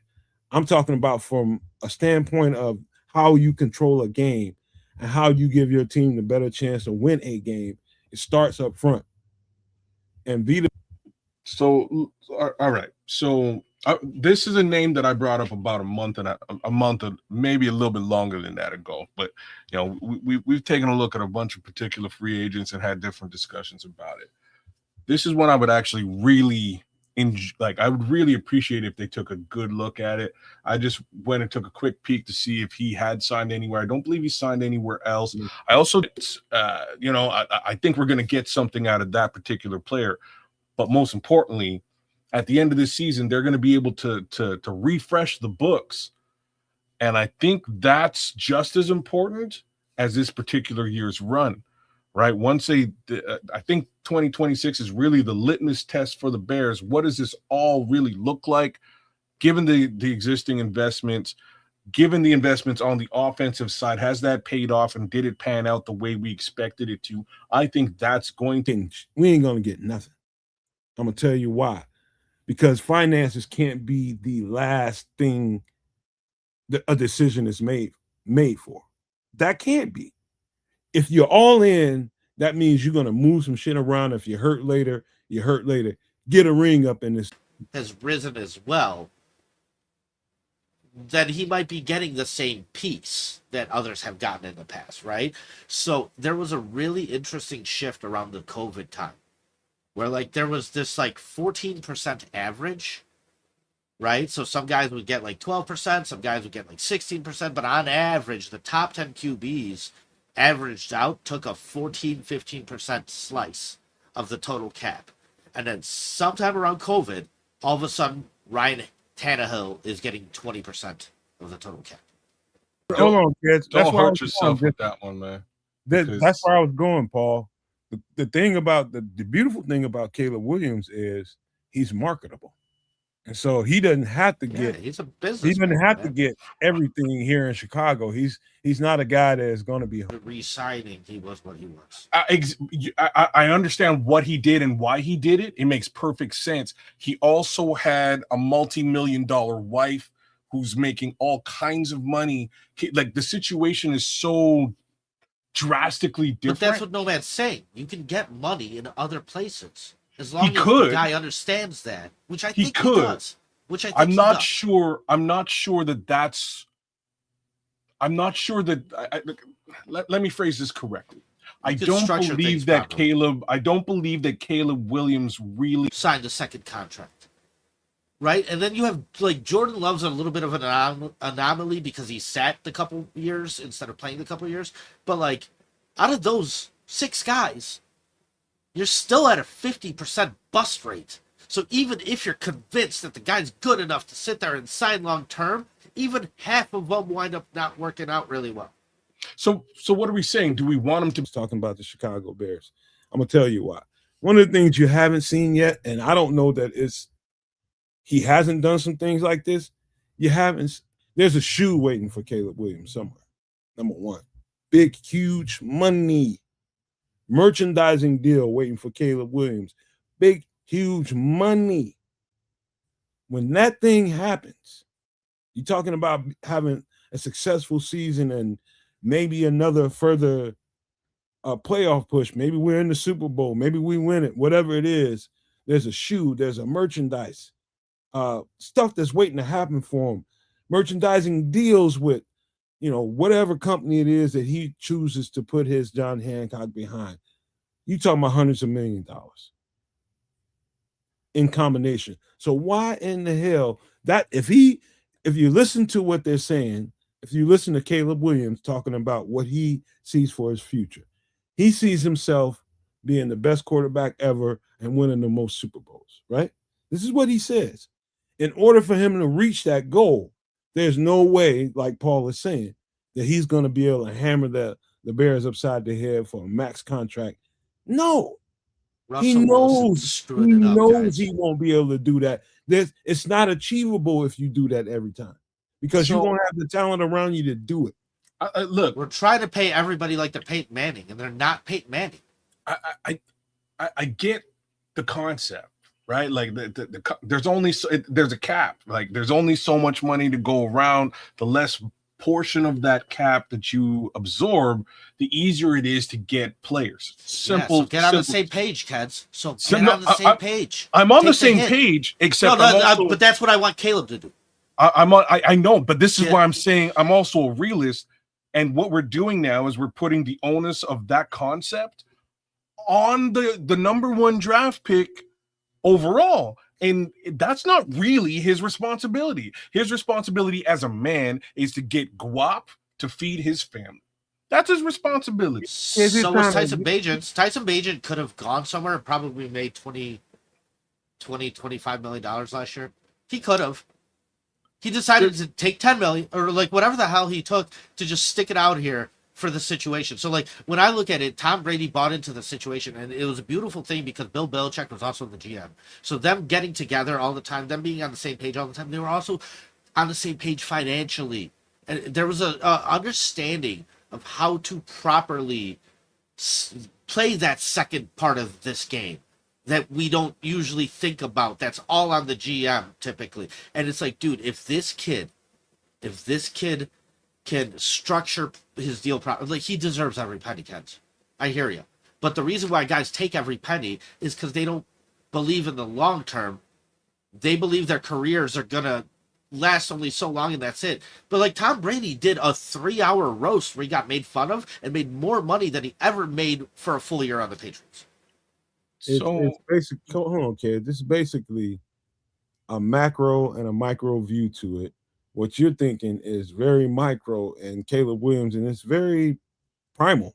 Like, get everything you can get now and think about it later on. That's one way to put it, though, man. That's a great way to put it. That's one way to look at it. Now, if his words match up to what he plans on doing, and I think he's going to go the opposite way. He's not going to try to go that road, because if he plans on being true to his words and winning multiple championships and being the best quarterback that ever lived, you're going to have to do some things different. And so if you want multiple, for sure. So I'm going to say a bunch of things. First one is, it's crazy to me that Nomad is saying any of this. That's fucking crazy to me. Why is it crazy? because traditionally he is he's a quarterback. He's gonna say no. I'm talking about you. You are a player get the bag type of guy. Like that's usually the type of stuff that you would be saying. That's when we're talking about the quarterback. So quarterbacks are outside of this scope, I guess. Okay, cool. So whatever. So when Atlanta paid Kirk Cousins, I knew they had no shot. Oh no, they had no shot. That was a huge mistake. What are you doing? But here, let me flip this on you guys in the way that it has to be flipped, right? So again, number one overall selection goes into year 4, and they're hemming and hawing about what the dollars and cents needs to be. At the end of year 4, he's a free fucking agent, and he can go wherever he wants. It's not going to get there, though. I don't think it is. And here's where I think both of you guys are on the right track. I think what has to happen is something actually very creative, outside of the box. And if you look at what what Kansas City did with Patrick Mahomes, it was a bit of a different thing. They signed Patrick Mahomes, I believe, to something like a 7 to 10 year deal. It was a much longer deal than normal. Bunch up front. I think it was like $100 million up front. It's like a bunch of money up front, and also some licensing deals and things along those lines. They've got really creative with the way that they managed that deal, mainly for two reasons. The first is the whole Tom Brady idea, because at this point, his yearly take is pretty normalized, right? Like it's basically what everybody else makes as a quarterback. By the time you're getting paid big money, the cap has risen so much. The cap is raised, and so has the market, right? So it's normal money now. The other piece to it is they wanted to lock the kid down in year 4 to extend out to year 5 and then some. So they got everything they wanted. This particular Chicago Bears team, I think, may have to do something very creative with Caleb Williams in order to get to the desired end result. Because once more, Patrick Mahomes also wasn't a number 1 overall selection. This kid is. If anybody deserves the bag, it's this kid. Gotta say it. He shouldn't be asked to take any level of pay cut. And why I say that one more time is any other team in the league will throw the fucking bag at him. Yeah, kid, you 100%. keep prefacing your commentary with just because he's the number 1 pick. It's important. It's important. Okay. That has status, but at a certain point with Caleb, it has to be just a thing that's in your trophy case. No, but no, man, that matters the first time around. Like, the reason why we're going to lose Rome right now is because he was drafted pick 9 overall. And by the time it gets time to pay him, he's going to have some leverage based off his draft status, right? Now, Brady, what I'm talking about with Brady is that when I did this little thing, in 2010, Keds, when I started, Brady had already signed his 2nd deal. If anything, he was on his 3rd deal, right? And so for him to go 10 years and pop up as a top 10 paid quarterback once, and that was in that 10th year, and he didn't even make the top 5. I think it was like 6 or 7. That's where Patrick Mahomes is right now. Like, Patrick Mahomes isn't a top 5 paid quarterback. He's a top 5 quarterback though. Like, so what I need is the structure of it all. Like, I'm not trying to take the guy's money away from him. He deserves every penny, right? But you need to be on the same page with the finances of the team, because we saw Russell Wilson mess this thing up so bad. The second Russell took all that money and it was all on his shoulders, they didn't win. Not good enough. I'm going to say what I said last week, Paul, and I don't know if you were listening at the time. I know you jumped in for a little bit. But what I said last week, which is wild and crazy, and it's already come up when we drafted him, has a little bit to do with equity. And I think it's a smart man's money. I think the smart man's money is to give the kid a piece if he proves who he is and allow him to grow that money for 2 reasons. The first one is, if he actually has stake in the organization, his want to leave the organization is minimized. That's number 1. Number 2, it's outside of the actual cap. And this is why I'm saying, like, if you want to go down the road that we're going down, there are creative ways to get there. I don't think that creative way is him just taking a hit like Tom Brady, because that's on the kid. And if I was a 23-year-old kid, first overall draft pick who's lighting up the NFL and just came off of Madden, fuck y'all, give me my money, y'all. We trying to get some clips. This is a great conversation. Hold on for a second. This is why this year, This is let me tell you something, and I'm gonna pull us back just a little bit. One of the things we're doing is projecting into the future, and we're talking about, when I tell you this year needs to play out in a very, very strong way for him, I mean that in the strongest of terms. He needs to have a bust-ass year in order for any of this stuff, in order for any of this to even come to some kind of remote reality. Number 1, he cannot have a regressive year. You're right. He's got to go do it, though, man. Cards are already in the deck. It's just about time. It's just about time that the dealer starts sending out the cards. That's where we are. I don't see very much chance of him not showing out this season, everything has been. No, he does, but right, like, and if he doesn't, this conversation goes in a completely different direction. Guys, this kid's a star. That's what we have in front of us, and we're just so jaded and PTSD, like mofos here. I swear no, man, but I know you don't like that stuff. But like, guys, there is no doubt in my mind this kid's going forward. Me neither. And it's special, man. This is why I said, like, I went on this podcast with these guys from these other teams, and they're treating us the same. They have no idea what they're in for. I'm a very critical person, and I go on podcasts of your very dear friends, Nomad, like Bears Country podcast. I know you got your relationship with that, but dude, I went from being called very pessimistic on there to suddenly optimistic. Oh, we love how your glass has become half full, Bearski. It's like, no, guys, the situation has become half full.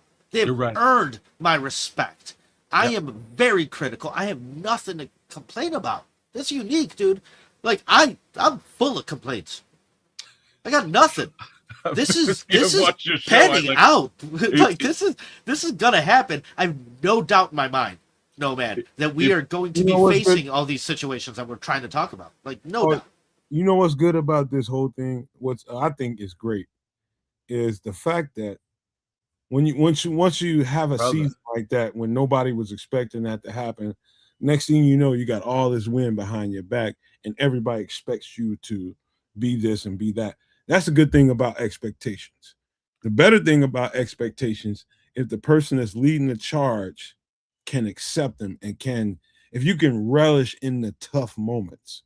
That's what I'm excited about, is the fact that I found out that this guy has some mettle.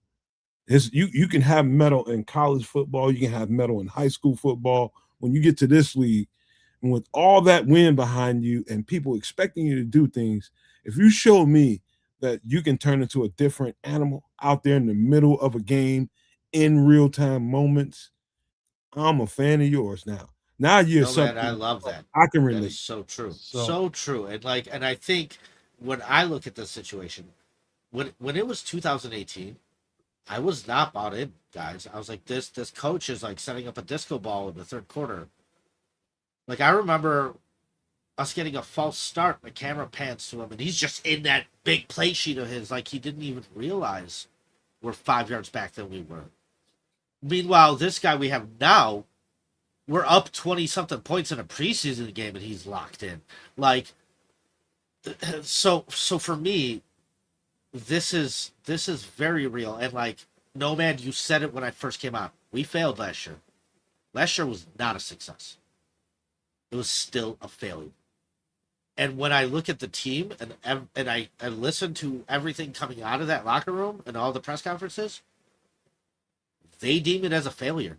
Like, they know. Yeah, okay, that was last year. We got this year now. This year starts fresh. This year starts nothing from that year carries over. Nope. Number one regression. Guys, they're right there. We're not shutting off TVs in the locker room because we don't want to hear the narrative and blah blah blah. This is so right, boys. Like, this is the way it's supposed to be. I have no complaints. I have no doubt. Like, we're in a tough ass division. We're gonna take this thing.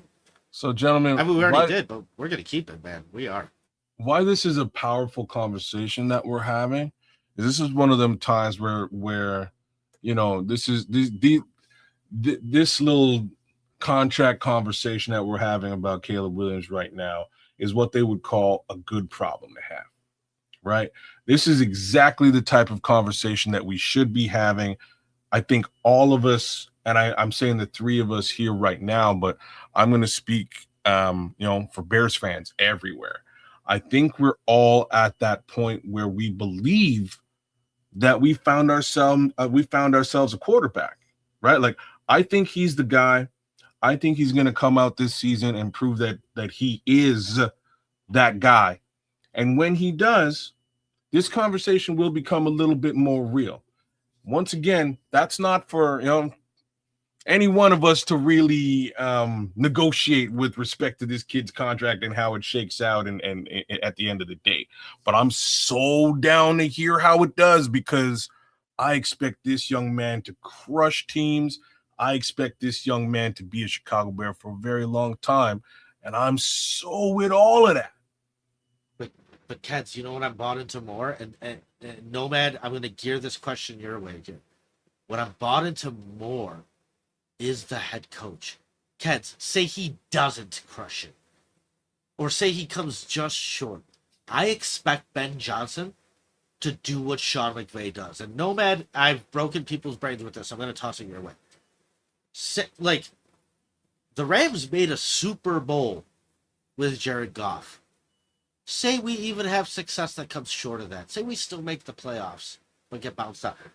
If it comes to a time where Ben Johnson wants to trade Caleb Williams for a guy like, I don't know, Justin Herbert, I'm all in on Ben Johnson. That dude is legit, man. I don't care which way this thing goes. I think the most real confident piece of this whole puzzle for me is the head coach. Man, I want that guy here for the next 15, 20 years. Like, do what the Steelers do. Sign this man right now. And guys, during the offseason, I was pitching for Vrabel. And Vrabel had more success than Ben Johnson. But when he did, I wasn't sitting there going, oh, see, I was right. I was going, no, I was wrong. Because Vrabel's not taking his shirt off in the locker room. Andy Reid's not taking his shirt off in the locker room. This man is not only a great coach, he's got the city bought in. There's levels to this thing. This guy is so damn good at his job. I can't wait to see the next couple of years, no matter what happens with player personnel, period. Even if it is upgrading from Caleb, even if I think Caleb's great. Like, dude, that's the guy I'm bought in on. Ben Johnson, for me, is who I'm following right now, man. Like, I was so worried about how much we paid him. He's worth every damn penny so far. I had like a red flag in preseason. I was like, oh, here's the first red flag. I don't even remember what it is. Bare truth, I was like, Paul, you went a little far, man, but he's with you. He likes Ben too.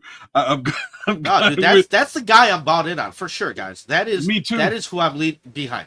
100%. Me too. I'm all in on I call him Coach Football Cycle. This guy, and I believe Caleb is the right match with him. I do believe that's I believe right both of these guys for different reasons are the right selections. This guy here, I was interested in Vrabel. I was also interested in a few other coaches, but not over this guy. And the main reason is just because of his offensive prowess. Even as a wonderkind, or a guy who's never, been the head coach of another team before, I felt the need for us to be an offensive powerhouse. We've tried the defensive thing a bunch of times. We had some success with the special teams head coach with Ditka, but I think there really needed to be a true changing of the guard. And unfortunately, Matt Nagy lost that team when he lost it. I was excited when he came in and did some of the things that he did initially, but that team was lost, and then he sort of devolved into word salad, and we could sort of see the writing on the wall. I don't see that writing this time around. I think that this offense is going to be a destructive force in the NFL. I think we're going to have a great time watching it, and we'll see how many wins we can stack up this season, because there is potential for us to go even deeper than we did last year. But I said I was gearing this question for Nomad. Nomad, I was just about if something crazy happens, like Ben wants to, in 2 years, we have to pay the Caleb, and instead we trade him for a guy like Justin Herbert. Are you in on Ben? Before you answer, are we cutting? I'm trying. Sorry. Before you answer, are we cutting bait due to money, or are we cutting bait for another reason? Well, why did they cut bait with Jared Goff? I mean, they made a Super Bowl with him, Keds. If we made a Super Bowl with Caleb, it's really hard to be like, that guy's not enough. But it takes a real coach with some fucking big balls to make that decision, man.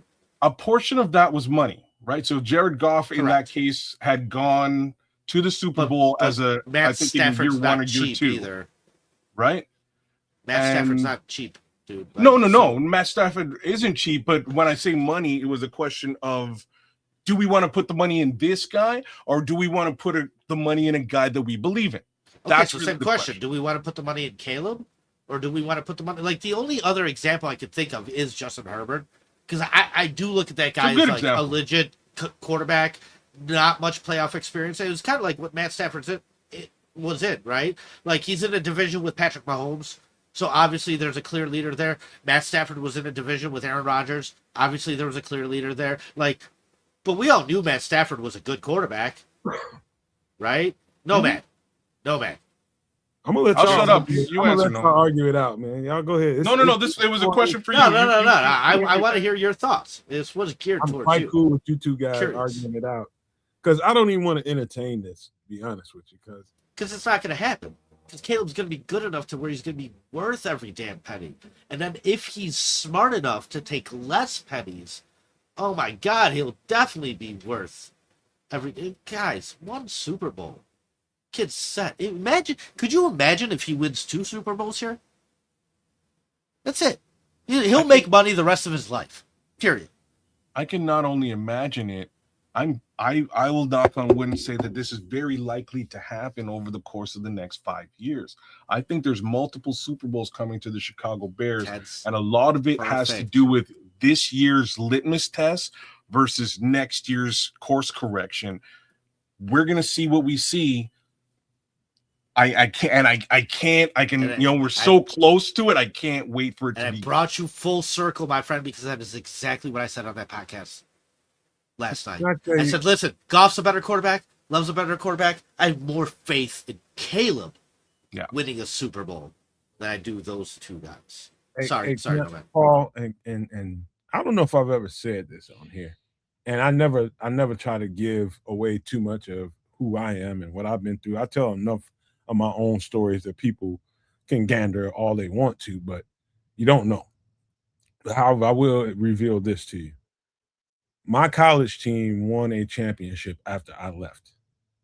Not because I left, but we built the foundation of what that was going to be when I was there my freshman year. That started my freshman year. There's rings to this. And what I can tell you all is there's traits to a championship coach, and the championship coach has to put championship coaches around him that follow, the drum beat that he's creating, right? And what I can tell you that is true about Ben Johnson that I saw in my championship team as we were building it, and it irritated me at times.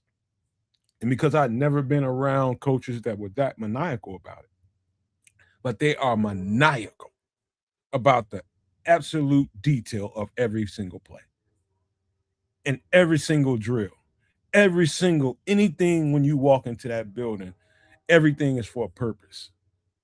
And when I tell you I agree with Paul for this reason and why he believes in Ben Johnson, I'm giving you detail as to why he's believing in him, because he's seeing the results of a guy that's maniacal about making sure when you get to this building, you get here on time and there's no excuses for it. And when you get here, this is the plan. Everybody's going to tell you the same thing, and they're going to hit you hard when you get in that building about every single thing. And when you see the results of it, and you're like, man, you ain't got to get so carried away about this. You ain't got to get so carried away about that. I'm about to get you, Bear Truth. Trust me.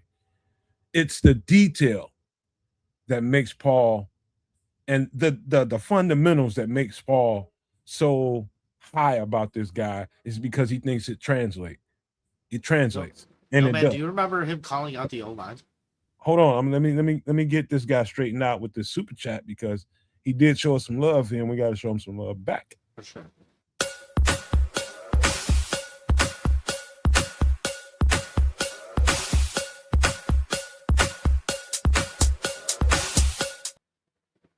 And shout out by the way, Bear Truth is somebody I deal with all the time too. Great Great And listener. Football. The one and only Bear Truth 9 question. He says, "I'm worried about Allen's ability to evaluate the D line, even with the Saints. Your thoughts on this?" I guess he's talking to me. He could be talking to all of us, but I would love it if you answered first. I understand what he's saying. The thing about the Saints D line and the thing about the Saints defense in the big picture is there's ways analytically where you can point holes at what Dennis Allen did. And I went to that defense and I watched a lot of their tape, Bear Truth. And what I found to be, if I had to point out anything that I thought was disturbing in that defense and something that alarmed me, is something that I think most defenses, unless you have certain types of players, struggle with. And that's an extremely mobile quarterback. That mobile quarterback that can screw up everything. You got everything covered. Everybody's where they're supposed to be. Nobody broke ranks. Everybody did their assignment, and there's a check mark for everybody's job. And then the quarterback can screw everything up.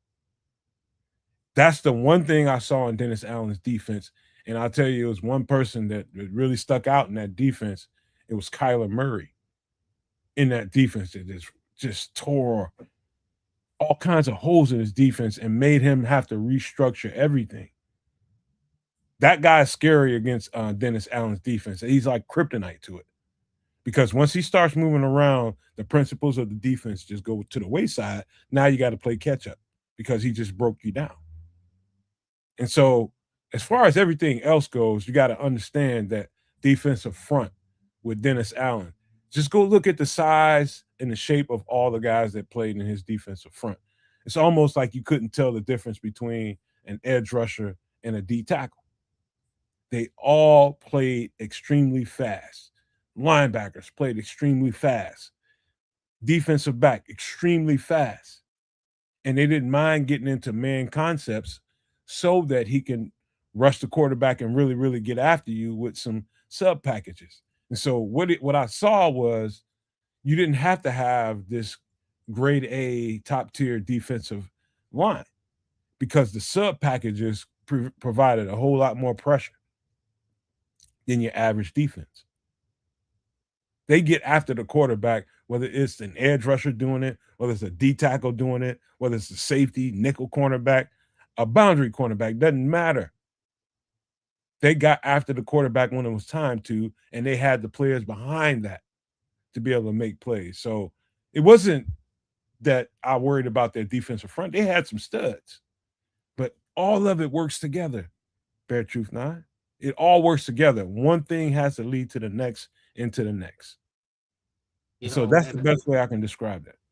And my point of view on this is I'm more concerned about Ryan Poles' influence on this defense. Like, to me, I would rather have 3 nobodies than Dio, because they would have given me something and Dio gave me nothing, right? So, like, the fact that we're sitting there paying a guy good money that has not helped, that really cripples something. And I think that has more effect than Dennis Allen's mistakes have had. At the end of the day, this is not a good defense, guys. I mean, most categories were in mid-20s. However, we've spiked in some areas, like turnovers, which covers up everything. That's why this year is completely covered up.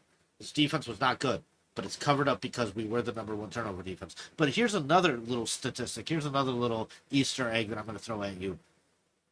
Actually, I want you guys to answer this. How many points did the Bears defense allow throughout the entire season in the opening drive to teams? Too many. How many points total over the 17 weeks did they allow on opening drives alone? I don't know, but I know it was high. Oh, no. They were actually #1, though, man. Quite the opposite. You said the first drive first opponent's okay, drive. I thought you were talking about first half. Okay. No, first drive. Just the first drive alone. Now we're getting out of that first 15. You're hoping you're getting out of that first 15 play category, and the game starts to open up. That's the thing, though, man. When it is structured, when it is planned out, it went very well.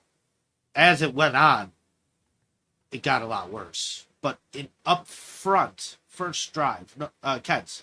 Are you talking defensively? How many did they? Defensively, how many points did they allow to opposing teams in their first drive Paul, in total? I'm going to say under 20 points. You know what you're right. You know what you're describing, Paul? Are you kidding me? You know what you're describing? You know what you're describing, Paul? What's that? Each coach and coordinator, after what they just got through looking at on film for a week, and that's the only thing they have to look at. They don't know how every coach is morphing to what they just put on tape. So it's just like you putting your. But no matter what it tells me is they can structure this thing for success. There is a game plan here that works. Yeah, with the roster we have, it's just as it goes and things get away from the game plan and it becomes just football, is where they start slacking. That's where you see the talent, the lack of talent. He's talking about what he's talking about, kids.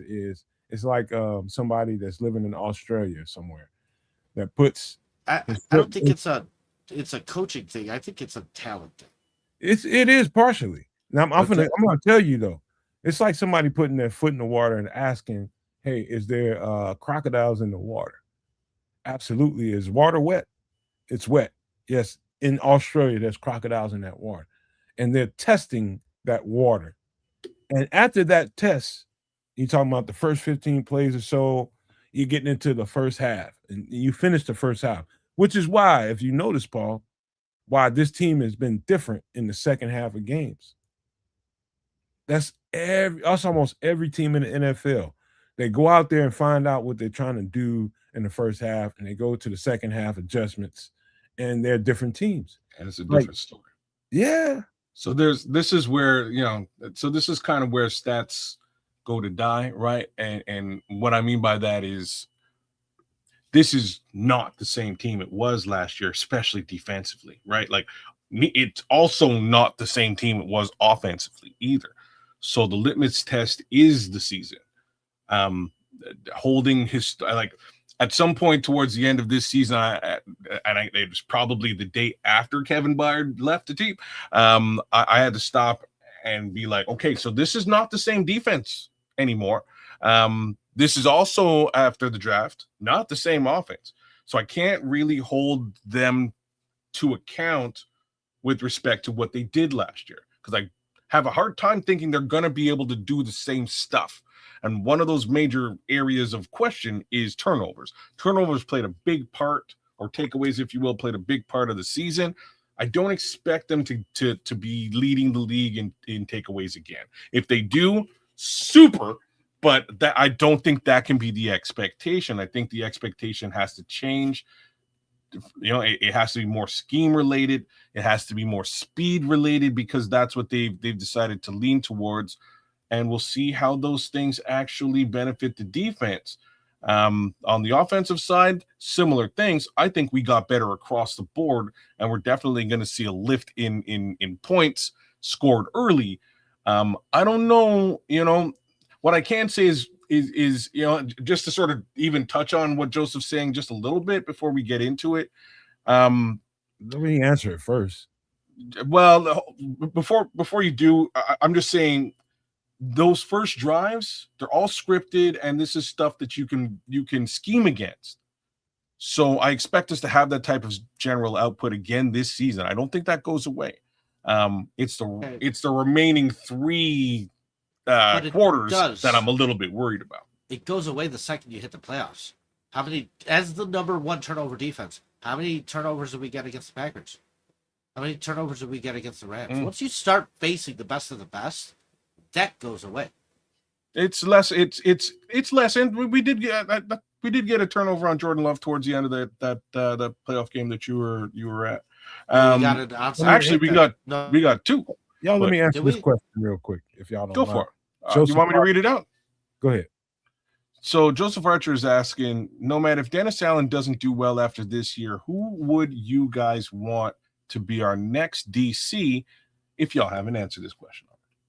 For me, it's two guys. Well, it's really one guy, but that would be the DC from Buffalo that got fired as head coach. McDermott's a great call, actually. scheme could not scheme, but 4-3, and you just continue rocking on.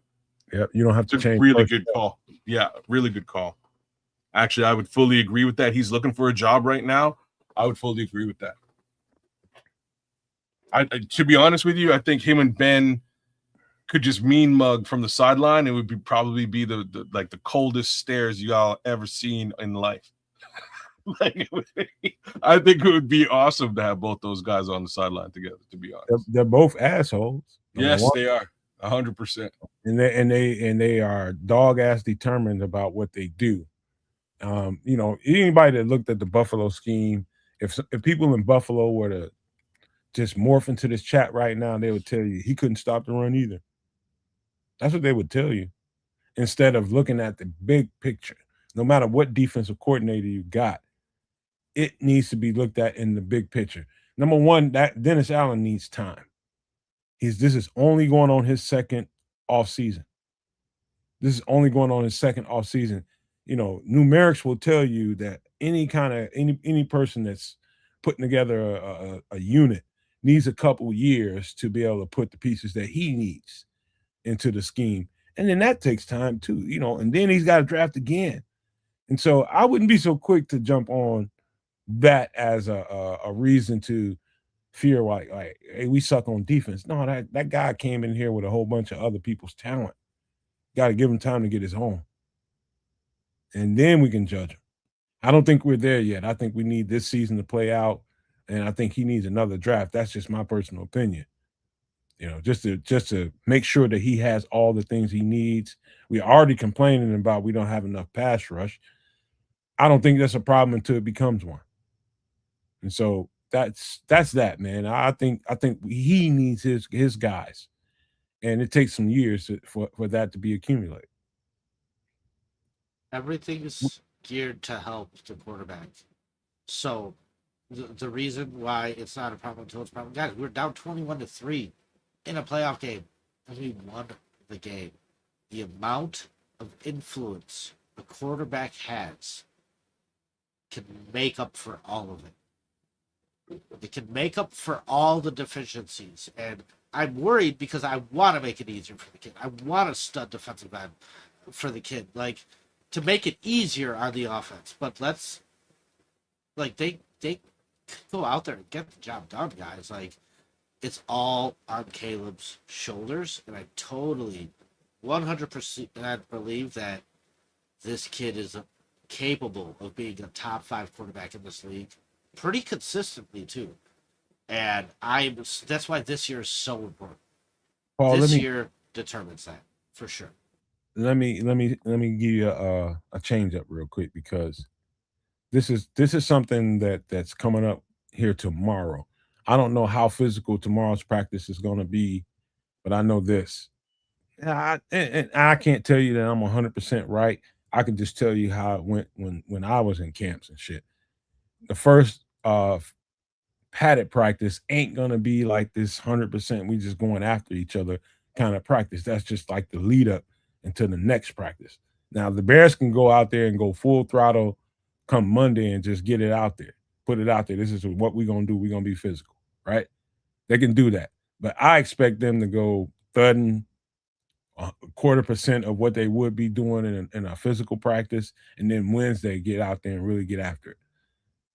However, I'm bringing up this name, Jedrick Wills. He's, listed as a 3rd or 4th string tackle. I'm telling you guys right now, when the pads come on, there is some guys that are going to tail off, and there's some guys that are going to come on.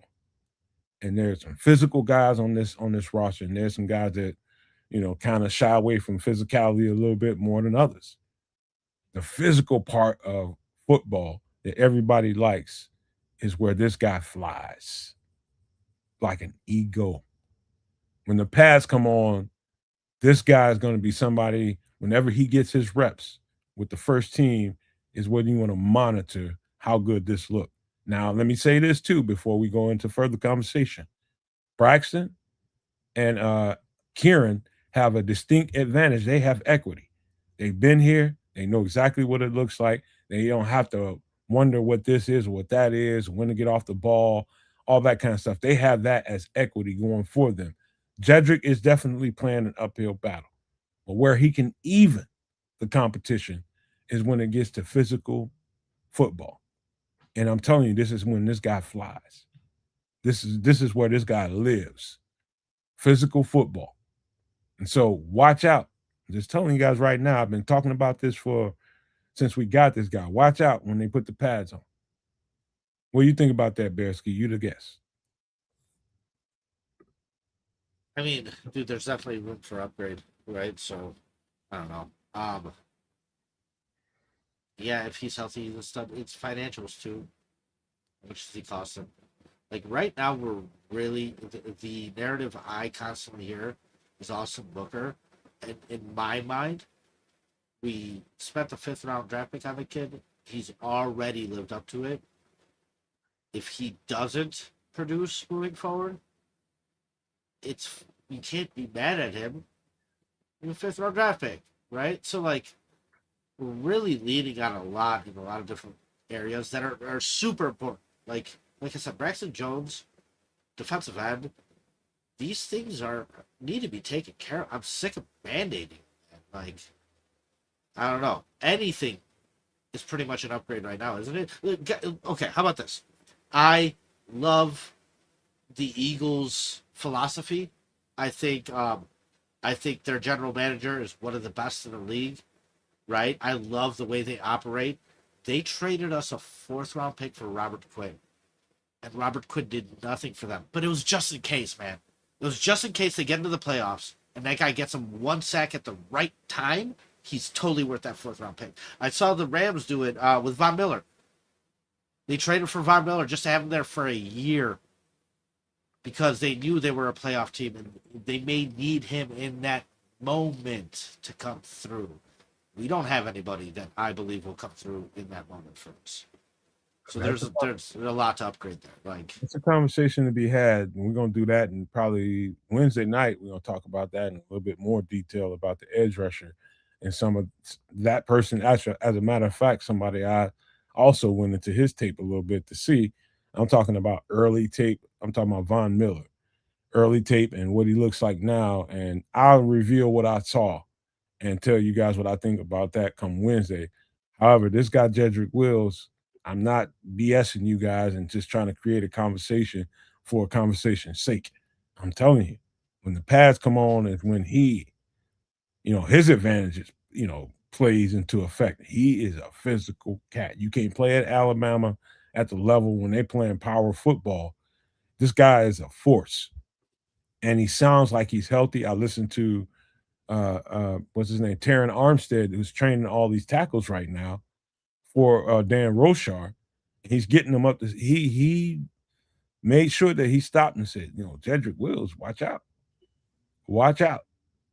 I'm just telling you guys. He spoke well.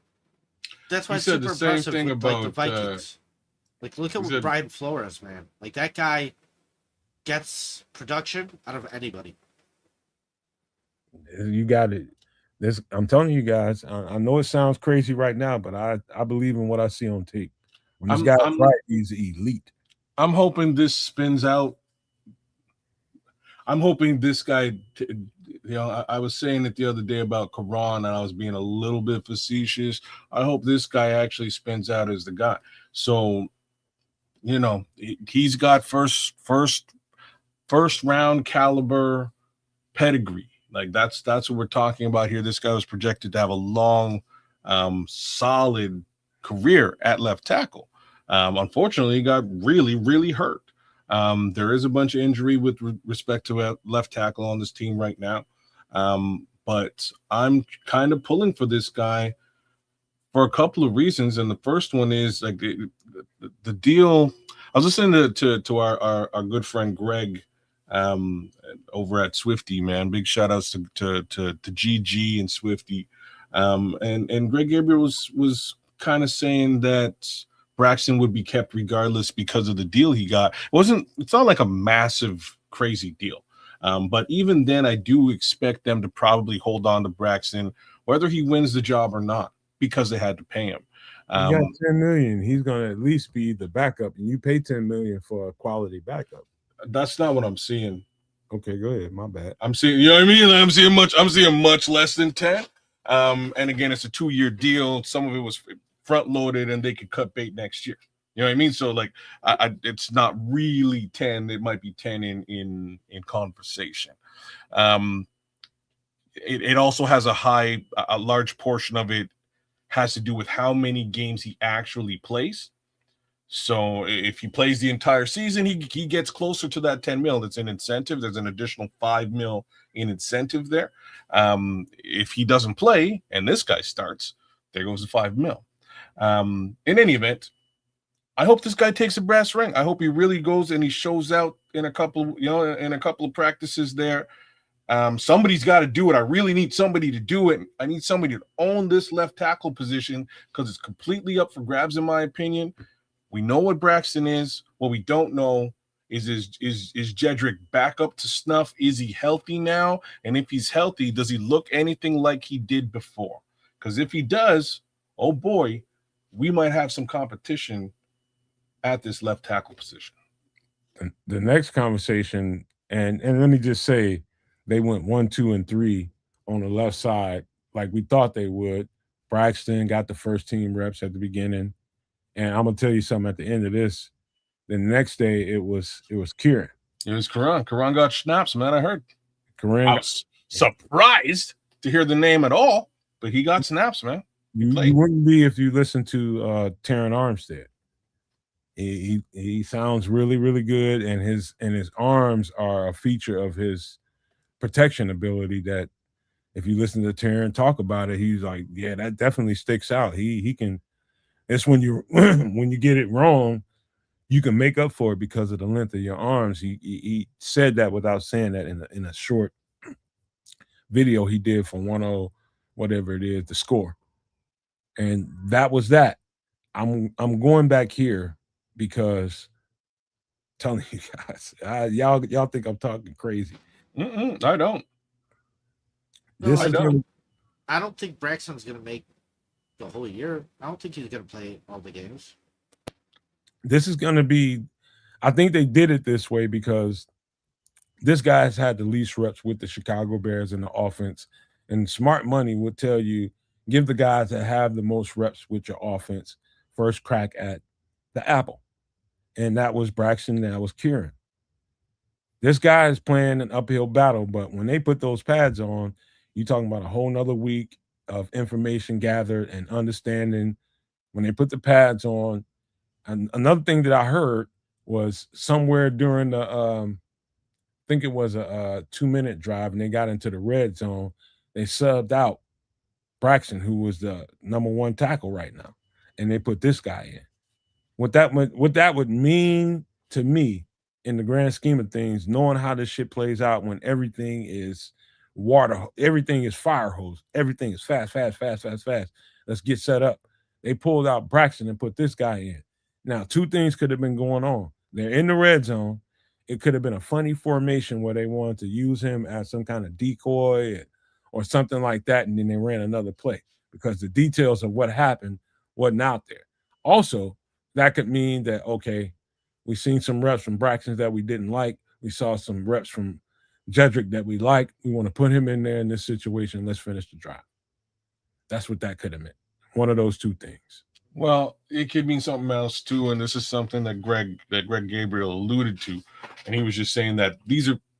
I think there's more structure with respect to this evaluation. They're gonna want to see each one of these guys do certain things specifically, so that they can actually grade out and understand what they have in these 3 players. They have a better understanding of what they have in Braxton, but massive question mark is how's the leg, how's the anchor, etc. Similar problems with Karan. Is he healthy? How's he playing? Does he know what's going on? Right? This guy, again, similar question. You're going to want to give all these guys opportunity to test things out now. And they're going to want to rotate and test all these guys once more once the pads come on. But, like, pitch this situation to me with a guard or a running back or a wide receiver or a linebacker. Like I said earlier, guys, like, to me, after you got the coach and quarterback, The next three are defensive end, left tackle, and get yourself a lockdown corner. Don't mess with that. I am sick and tired of band-aiding that.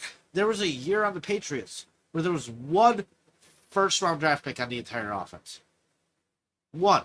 And it was Nate Solder at left tackle.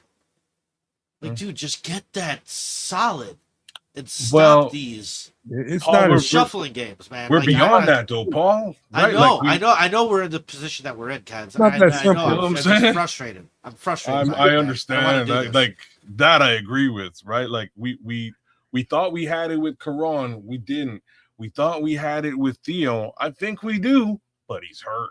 So here we are again going into a season where there's question marks. The only upside, in my opinion, at this present moment is actually number 71 that we're looking at right now on the screen. I think this guy has all the ability to come in and be that linchpin left tackle.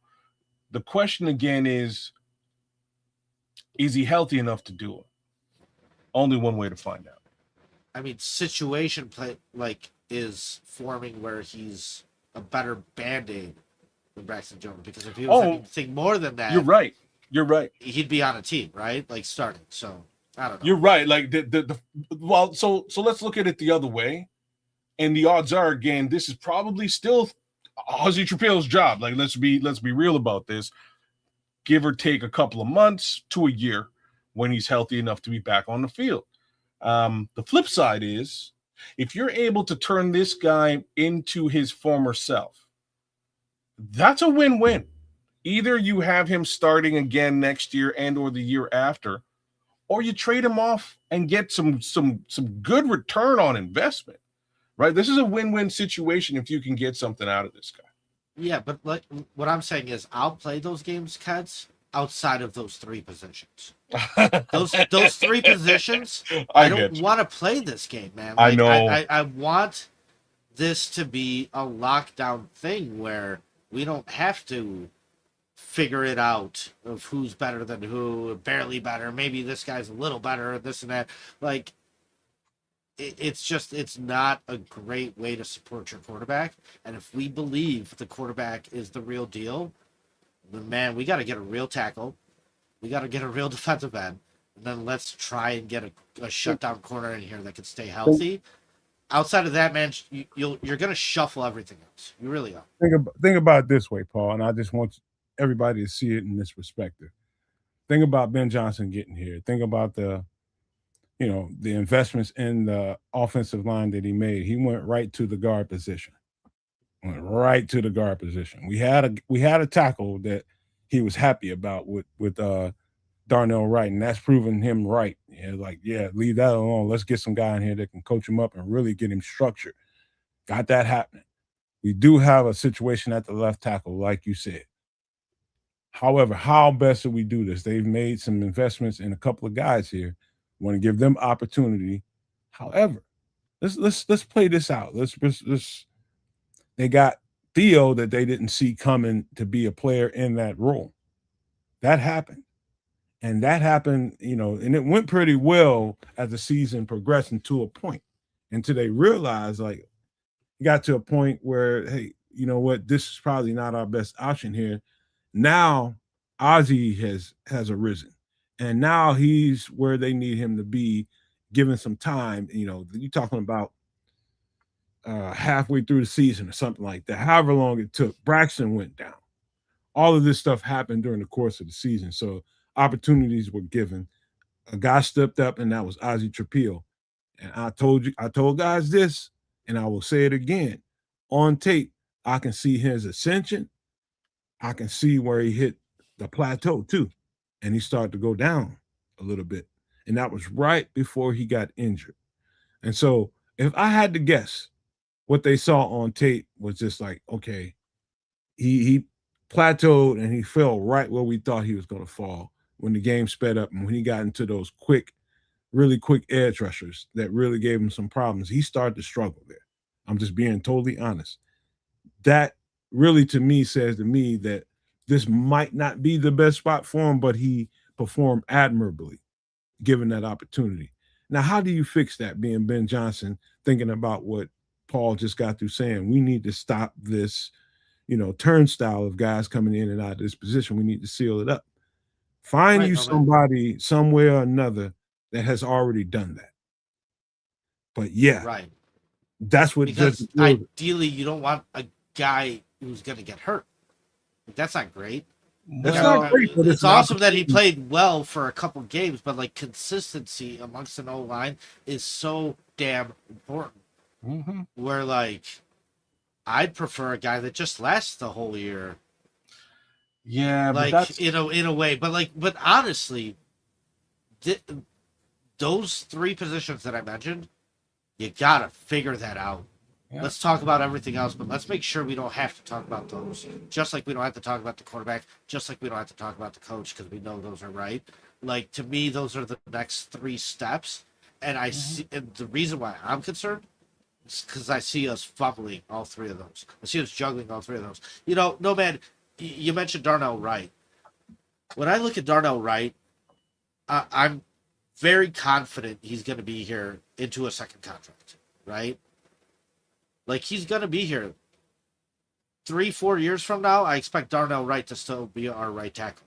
However, when I look at the other draft picks that Ryan Poles has made in years past, this shit's catching up with us now. We just watched Brisker walk away.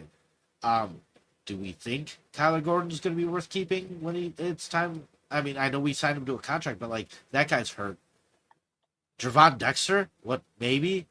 And then you go off to the third round picks, like Zach Pickens. Have we even seen that guy? Like, there's a lot in the first 3 rounds that we've invested in that's about to just disappear and go away, that we really don't get any long-term results from.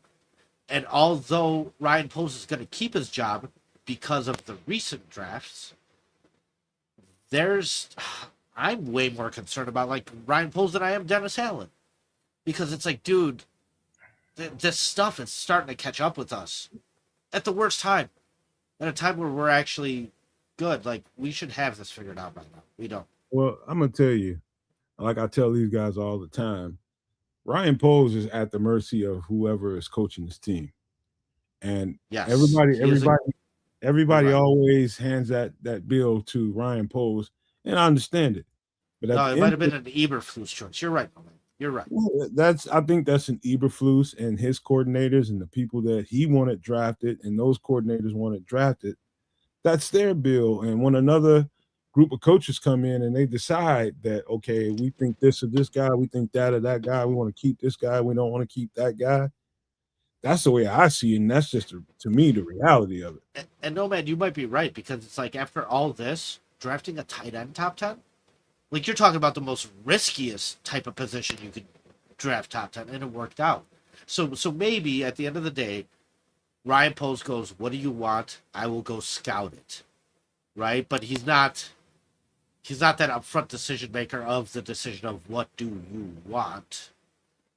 Maybe that is a conversation between the coach and him. There is a conversation. Hold on, Kev. The thing is, if let's just say Eberflus and his coaching staff had been successful for a year, but then they just broke down, and then next year and the next year after that, and just nothing seemed to be working, right? In the first year, nobody would have complained about the draft picks taken because they saw success. It's just psychology. But then the next couple of years, you start to question, hey, what were we doing here? And the next thing you know, they got a whole new coaching staff that comes in here and evaluates the team and the talent. And they decide, all right, I think we need to get better here. We need to get quicker, faster. I don't know about this player as desire. Yeah. And then next thing you know, they're gone. However, Ryan Poles gets to get all of that smoked. And I don't like defending Ryan Poles, but I keep getting upset because nobody really wants to see it in the perspective that it belongs, because they found their target. It's Ryan Poles, and they don't want nobody fucking telling them anything different. And it's not the case. It's the coaches that he's drafting the players for. It's not him.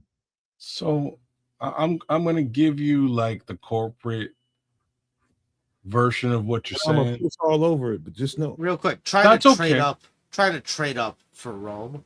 We all saw that clip.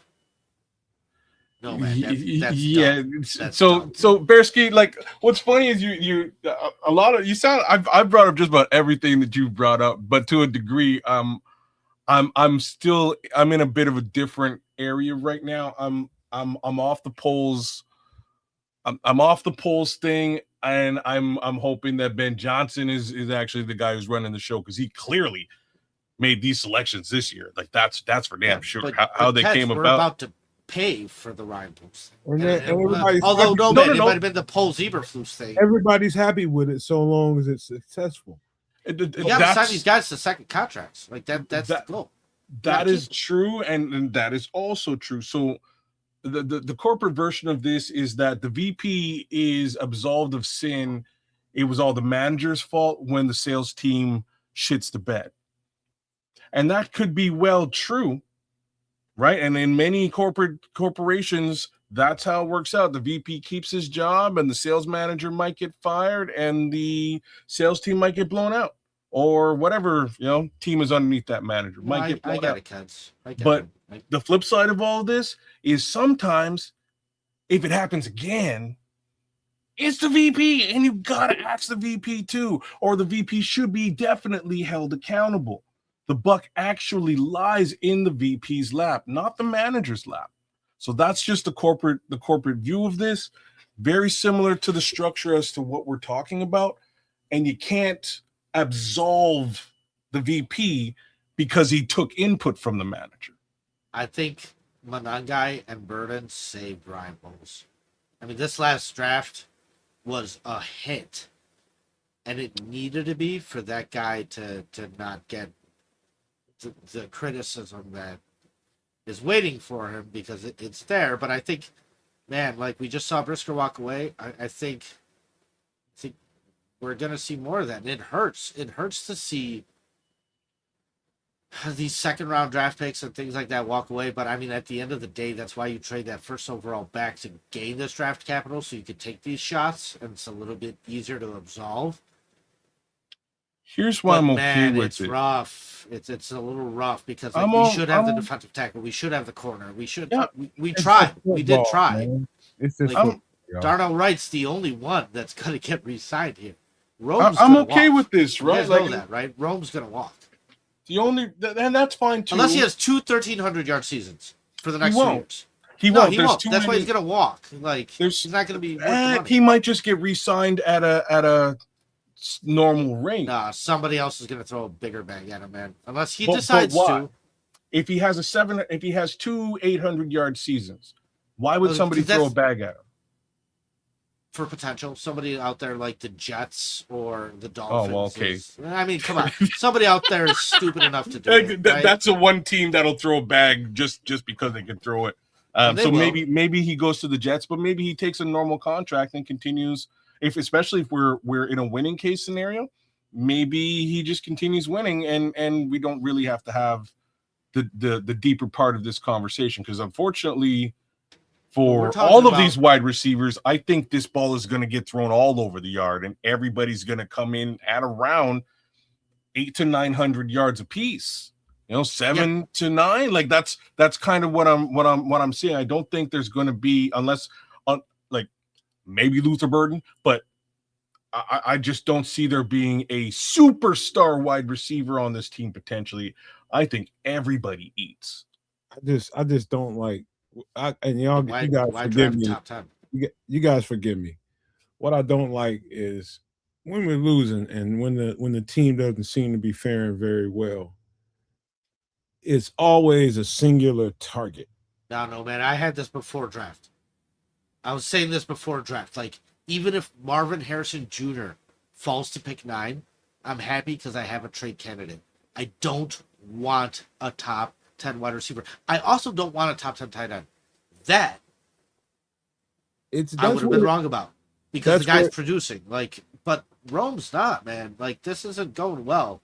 That's going to be another one. So he's going to walk. We're not going to sign him. He's not going to be worth the money. Jervon Dexter is a big question. We're going to see a lot of high draft picks that we drafted a couple years ago walk, just like Jaquan Brisker did. And that's not sucks. What I'm trying to tell you is where it gets wrong is when I'm talking about us as fans. I'm no longer a football player. I'm just a casual fan, just like everybody else is now. Where I always see the problem is the people that say, I want this, I want that. I don't want this, I don't want that. They're always the first to feel the reverberation of when those things don't happen or when they happen. You know what I mean? It's just like fan, you have to have a fan to me, the best fan that has humility and understands that this is my team and I love this team. This is what I want and I don't want, but I'm not gonna let it affect me. You know what I mean? They're gonna do what the hell they're gonna do inside of Hallis Hall. I'm gonna roll with it. And even though in my head, you know, as somebody that's sitting on a couch right now, I think I would have done this or I think I would have done that. But that has no purview over people that's sitting there with all that information. I'm talking about not just football tape, I'm talking about personal information of what kind of character these guys have. You know, they're sitting there with a lot of stuff going on, and they have coaches that are deciding whether or not, okay, I like this guy, but at the end of the day, Ryan, when you make this call, I got this guy above this next guy. So Marvin Harrison Jr. or somebody. I love him. Guys, I didn't want to draft a safety in the first round, but when it came down, like I said that at the beginning of the year, watch us draft a defensive back in the first round. But as it got towards the end of the year, I was like, that's our best scenario. We could get a safety, and it's the pick of the litter, and we're drafted mid-20s. It's probably our best option. Like, it's not ideally what I would like, but that's probably what's going to be best out there that fits our best needs. When it came to Rome, right? My whole thing, though, man, and like I get it. You got to roll with the team, and I have. I'm still here. And Rome's still on the team, but I will complain all along the way. I've gotten comments like, "Oh, hindsight's 2020." It's not hindsight when you're bitching about it, even before it happens. Like when Rome got drafted, I wasn't necessarily excited for that because in my mind, if the quarterback's good, like, dude, I would have rather just franchise tagged Keenan Allen or gotten Tyler Boyd from free agency. Like, there's ways to replace the 700 yards a year that Rome has given you. And I would rather take that pick 9, try and trade it back, and I was all for Jared Verse. And now say we would have done that. Look at what the Rams just did. Traded him and a couple picks for Myles Garrett. Could you imagine, though, man, Keds, if we had Jared Verse here for the last couple of years and now we just traded Jared Verse? I would all be for giving up some draft capital and Jared Verse right now for Myles Garrett because that's what this team would totally benefit from. Like, and so, like, looking back at it, it's these types of mistakes that we're gonna start feeling here. We just felt it now with Brisker. We're gonna feel it more and more for this next year and the year after, man. Like, I'll tell you this, man. Kid, you can go ahead and go, but I'll tell you this. When successful teams are really, really good from top to bottom, I'm talking about from their scouting department. I'm talking about the GM scouting department. I'm talking about pro personnel, the people that scout pro personnel, that people are on other teams versus the teams the guys that scout the college personnel. Those guys got to get married. Those guys got to get married with the GM and to say that, okay, when we start drafting college personnel, how fast do we think this guy's going to be a player for us? Got to evaluate that. And once you get to that point, you got to say to yourself, man, if we'd have drafted this guy or that guy, who's to say he would have been as good amongst the guys that we have? I mean, teams that do this well, the teams that do this well is the teams that find those guys a little bit later. Not the obvious guys like Jared Verse is obvious, but the guys that show up a little bit later on in the draft. We're heading towards success, Paul. And the kind of team that we're going to have to wide be receiver off the board. No, man. And Paul, I'm telling you, the team that we're going to have to be, the kind of ownership and GM that we're going to have to be, successful teams draft really well later on in the draft. And they accumulate that talent and those draft picks later on because they know they have to be successful later because they're successful now. And so we're talking about 5, 6, and 7, 4, 5, 6, and 7. You got to smash those. The Rams have been doing that. We got to be that team. You could have, dude, the value you have to live up to is your draft capital, right? So when you draft Rome at pick 9, you expect a certain amount of production, and it just hasn't been met. And I look at everybody out there making excuses. I've heard, oh, well, he was hurt. Yeah, so was Kevin White. So you're going to tell me Kevin White was great, but he was just hurt? No. At the end of the day, your body's your body. Your production is your production. It is what it is. I look at a guy like Justin Jefferson that got drafted in the 20s. It's amazing. I look at a guy like Luther Burden, and I'm happy to see what's next because his value is appropriate to what we spent on him. Why? Right? Why Rome? Rome got hurt. I think he was well on. Dude, because on his we way to could have been so much better off, dude. We could have been so much better off. He'd have got probably 12 to 1,500 yards if he anything wouldn't have gotten his way. If he'd have stayed healthy, he's a 1,000-yard receiver. If some bucks, man. I watched Tom Brady do it with Julian Edelman. Like, so isn't it crazy that Randy Moss doesn't have a ring? Isn't that nuts, guys? That is an interesting thing. It is coincidental that they ran it down that season and lost that season. Mind you, I hate that team. That's fair. I do respect. I have grown with respect for that team. So I don't lean into my general disdain of all things Patriots. Before you finish, look at what Marcus is saying. He's going to the comment that I just said about we're heading towards success. And when you're successful, you're going to have to, your scouting department and your pro personnel department have to get married. And you're going to have to excel in those two areas. And you're going to have to get later draft picks and make those draft picks work. He says the Rams have been drafting well and spending money in free agency. And they've been doing it well. I'm telling you, that's where we're headed. So Nomad Cats, like the Rams, Puka Nacua was their guy. Where did he get drafted? You know what's funny about that one is that Puka Nacua, and I want to come back to something, but Puka Nacua was a Luke Getsy guy. He played for Luke Getsy and was sort of trained underneath Luke Getsy. How he didn't wind up in a Chicago Bears uniform probably has everything to do with the fact that Luke Getsy just had no voice in the room. Or Puka Nacua is a damn fool, and we don't know all about his damn foolishness. What do you mean he's a fool? It's already leaking out. In like personally? No, but no, man, I agree with you. Like for that position, free agency is better than drafting them top 10. Well, like top 10, I want a left tackle. I want a defensive end. For wide receiver? We need both, man. We did not need a wide receiver 3. So this is where I'm going to actually slightly agree with you. So when we look at the Houston Texans draft the year before, the Texans had the first overall or top pick. I believe they traded or something to that effect. No, they had the first overall pick. They got themselves CJ Stroud. There's their quarterback. And then they went back, traded back up into the top 10 to get their defensive end, right? They got their edge rusher. The only issue I have with the Rome selection, and it's just the realest one, wide receiver at the upper echelons of the draft it's a tough one to live up to, man. It's a tough selection to live up to. A lot of high-end drafted wide receivers just flat out don't pan out to their draft stock. It's just a reality. Mind you, they did their thing. I'm not upset with it. I know we're going to get some level of return out of Rome. And again, it may just wind up being a long-term situation as opposed to a grandiose dollars and cents situation for Rome. We'll see. We'll see what pans out there. But I'm not like one thing I've kind of started.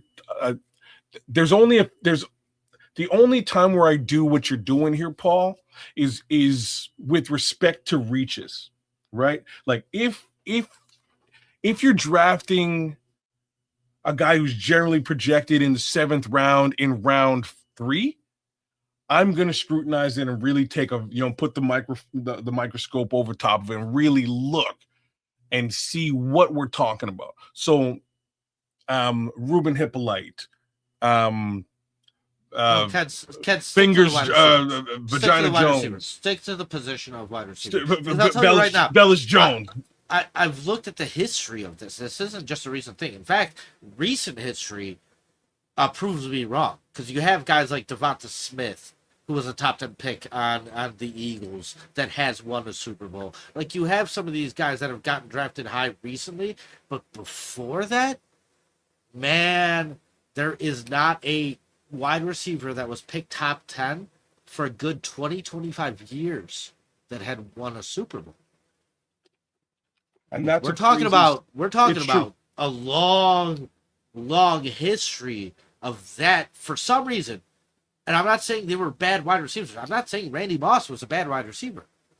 So He didn't win a Super Bowl. Like, at the end of the day, when it comes time to pay those guys and how much you have to pay them and what their influence is, dude, you got a good quarterback, he'll make the wide receiver. You could get it done with a 7th rounder like Julian Allen. You could get it done with a 5th rounder like Antonio Brown, 5th rounder like Tyreek Hill. You could get it done with guys that are not picked top 10. You're right. And this is why, in my opinion, and for multiple reasons, why when they reached for Xavier Thomas, which is exactly who ATF is talking about in the chat, I had to stop and be like, what the F did you do here? Why would you select this guy? And just like I did I'll with reach in the 4th round all day, cuz. Well, you probably should if you know what the hell you're doing. And either way, I'm going to look at it. I'm going to look at the reach. I looked at the Velas reach and I was like, I don't know. I looked at the Xavier reach and I'm like, oh boy, I see exactly what Ben wants to do with this kid. And if he does any of the stuff, it's going to be wild. Like, it's going to be wild and crazy shit. You're going off the point. Like, right now, what is Rome's value? What could you get back? He's gonna be your Allen Robinson. If you trade him, you're not getting a 1st round pick for Rome, are you? Well, if we're talking about today, yeah. If you trade him to the Jets, what much like what you said about Caleb, right? If you're talking about today, you're getting fuck all. You're not getting anything for him, right? So that difference in draft capital, Keds, you know how many 4th rounders I could get for that draft capital to take a shot on? Like Xavier Thomas. That's a fair way of looking at it. Man. Like, what bothers me is the mess ups early on, which seem to be a pretty repetitive thing when it comes to looking at Ryan Poles. We just saw Brisker walk. We're gonna see Rome walk. I don't know if we're gonna sign Dexter. Tyler Gordon's a question. Tyreek Stevenson's not been what a 2nd round pick should be. Like, all the last couple of years, man, these first 2-3 rounds are rough.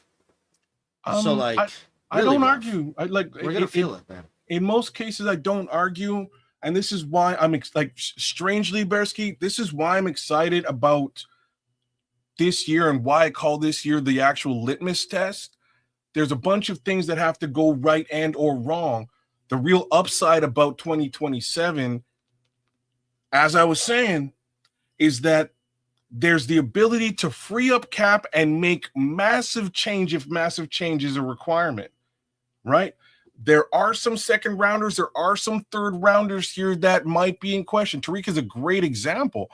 Personally, I have all the faith in the world in Tyreek. I think Tyreek shows out in a leadership role this year because he has to. You know what I mean? Like, this is just kind of where we are. Right? I'm positive on him, but how much are you going to pay him? Really, you give him when it comes. No. You don't have to give him top of the line. Like, so let's do the what if now. Yes, if we're going to do the what if, if we're going to do the what if, let's go to the Super Bowl. What if they win the Super Bowl? Then what do you pay Tyreek Stevenson? So, well, that's different. You see what I'm saying? Like, if you get the job done, I will pay you something that doesn't make sense as a thank you. Like, I get that part of it, right? Like, but to just answer bare truth here. So what has to change to get better? Bare truth, it's already changed. And so this is where I'm at. If I'm Ryan Poles, I'm drafting a tight end top 10. I'm going, man, I'm about to get fired here. Like, that is the riskiest position to draft top 10. Do you know how often top 10 tight ends actually pan out? Like, that Colston Loveland's pan out. That says to me a ton about Ben Johnson and what kind of direction he's giving Ryan Poles. And like we said, Ryan Poles may be the best supporting type of GM to the head coach, and we might have just had a crazy person picking those top picks. Maybe at some point I would say you got to step in and just say no, but whatever. Like, it could still turn around. Ryan Poles is not going anywhere. It can still turn around, and the last draft has been very positive. I hope this draft is too. But like, we're gonna feel those pains from his early draft now coming up. However, we've also accumulated the draft capital to be able to gamble with. This is why I don't think it's going to be hits. painful, Paulie. Right? Like, but it's more painful to me than like questioning Dennis Allen. I'm more worried about what Dennis Allen has to work with than Dennis Allen himself, right? So like, a lot of these major issues have kind of been band-aided. Like, guys, we still only have 2 running backs. How did we not draft a running back? Well, I like everything. Like, it's crazy talking to you, Paul, because everything you're saying here today, I've definitely said at one point over the course of the last 7 months. Like, it's all okay, Kens, because we got the quarterback. No, that's all not that matters, okay. man. That's all that matters. It's actually okay in, like, just given the context of the conversation. The actual area where it's okay is because I watched Ryan Poles was retained in a major way by Ben Johnson. Ben Johnson could have come in here and said, yeah, I'll take the job, but he's got to go. So there is a relationship there and a little bit of what I would call, Ryan Poles being beholden to Ben. We watched the first draft, and there was a lot of question marks in that draft. 90% of the question marks, including the tight end that you just brought up, showed up and showed out last year. So I have actual faith in the coach, much more so than Ryan Poles. Like, I hate to say this, Ryan, like, if you're listening, like, I hate to say it. I have faith in the head coach, and I have a feeling that the head coach really led you down that path. I believe the head coach led him down this path again this time around. And we were doing the draft together, me and Nomad, and we got out of the first round. We're heading into round 2, and I said to him on a break, and I believe Tripp was there with me, and I was like, guys, like, I don't be surprised if we go offense again tomorrow, right? Like, don't be surprised. And they're like, oh, you got to be kidding. They're getting some defense in. Don't be surprised if it's offense moving forward. And when he did, my comment was Ben Johnson just walked in the draft room and, like Debo, and said, like, that's a nice bike, and slapped Ryan Poles and made the rest and drafted the rest of the stuff out. So then I'm not willing to critique Dennis Allen then, Keds. Well, that's okay. I don't personally think Dennis Allen should be quote unquote critiqued right now. He has not received any of the groceries that I think he needs outside of safety. That's right? Like, he got the safety. Like, he has not gotten anything. So if anything, like, this defense has overperformed. Like, he simply agreed more or less to make do, as as a certain Mr. Huxtable used to say, make do with what you got. That's more or less what he's doing. I have a little bit of faith in this thing. I understand the concept. My faith is really at this point in Austin Booker. If he can stay healthy, stay on the field, he may turn up and show out this year too. If that's the case, I think a lot of the noise becomes silent. Same token, that's a massive question mark. So we'll see what that looks like as we go. Position too. Like, you can never have enough defensive ends. So like, he can play more than a rotational, and like, expect him to play more than a rotational role, because most of those guys are hurt, right? Like, there's a lot of injury at that across the league at that position. Even the best defensive ends are not out there every snap. Oh, you got to rotate. Somebody else has to come in and do some, and help you out. There should be 2 to 3 players on the edge on either side, right? So even if Austin Booker is a stud, we're still falling short, is what I'm saying. You're right. They need to evaluate that throughout the season, though, Paul. Yes, they do, and that's why, this team was 4-2 with Matt Eberflus. And I was like, this is garbage, and people were trying to crucify me for it. And I was like, no, this is trash. And then they lost 10 in a row. Then they were 4-2 last year with Ben Johnson. Same thing. I was like, this is positive. Completely different outcome, completely different narrative based off of the same record and outcome, right? Guys, if we're 4-2 this season, we better be pushing chips all in and trading for a defensive end, man. We gotta you got to clean that up, no, man. Here. You got a respectable question here, Bearsky, if you want to read it and respond to it. Since Allen got here, what free agent and what draft did he ask to get? Name them. Like, well, that's what I'm saying, though, Bear Truth. He hasn't really gotten much of anything. We're working with, and yeah, respectfully, dude, you can do it disrespectfully. I don't care. I'll still answer you. As long as it's football related, right? Like, don't make a your mama joke, and I'm good. No. But like, honestly, guys, we're going to suffer from mistakes made years ago, and it's all over. We can overcome all these mistakes, but let's be ready for that. And at the end of the day, like, I think Dennis Allen did way better with what he had to work with than I expected. I think the running game was way better than I expected. But at some point, you got to help them out, man. We still haven't drafted a defensive end. We still haven't drafted a running back. So, like I'm all in on the quarterback. I'm all in on the coach. But, like, to me, dude, look at what the Rams are doing. They went further than us and just went out and got Myles Garrett. Like, it's going to take a lot. Unless Caleb's, like, special to the nth degree, it's going to take a lot. And so, like, we're going to feel some of these pains here coming up. And I think that's why I struggle to predict this team going too far. I think those things catch up with us at some point, man. So in that respect, I agree with you. I think the pain case scenario is all rectifiable in 2027. That's exactly where my brain is, right? Like I need to see, and I think Ryan Poles needs to see the litmus test live in action this year and really get an understanding as to what he's put together, what he's put on the field, both offensively and defensively. My expectation, offense, 45 to 100 billion points a game. Like I think the offense is ready to just destroy it this year. I think the defense is in its infancy, right? And right now it's relying on scheme, Jalen Johnson, an oft-injured Kyler Gordon, and Montez Sweat. Like, that's basically it. And same token, oft-injured Grady Jarrett. Because I think if we get healthy Grady Jarrett, he can be very impactful. But that's about where we are.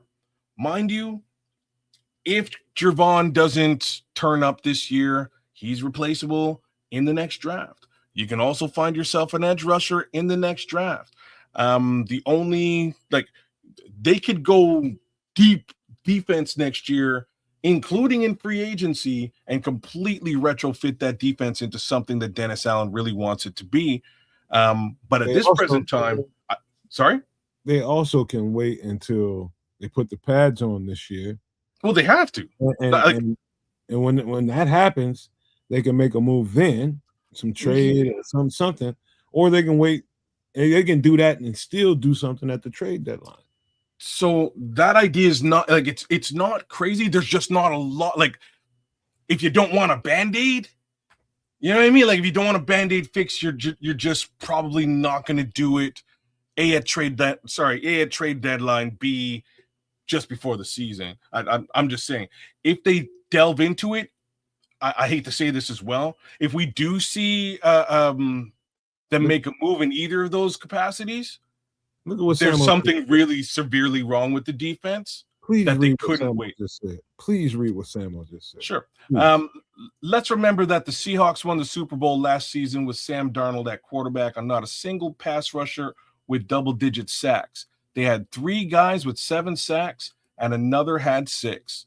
And that's Samuel. That's why the Packers are going to run it back, because they believe that there's an opportunity and a chance, and there's a possibility. That's not the norm. You want a top 5 quarterback in this league.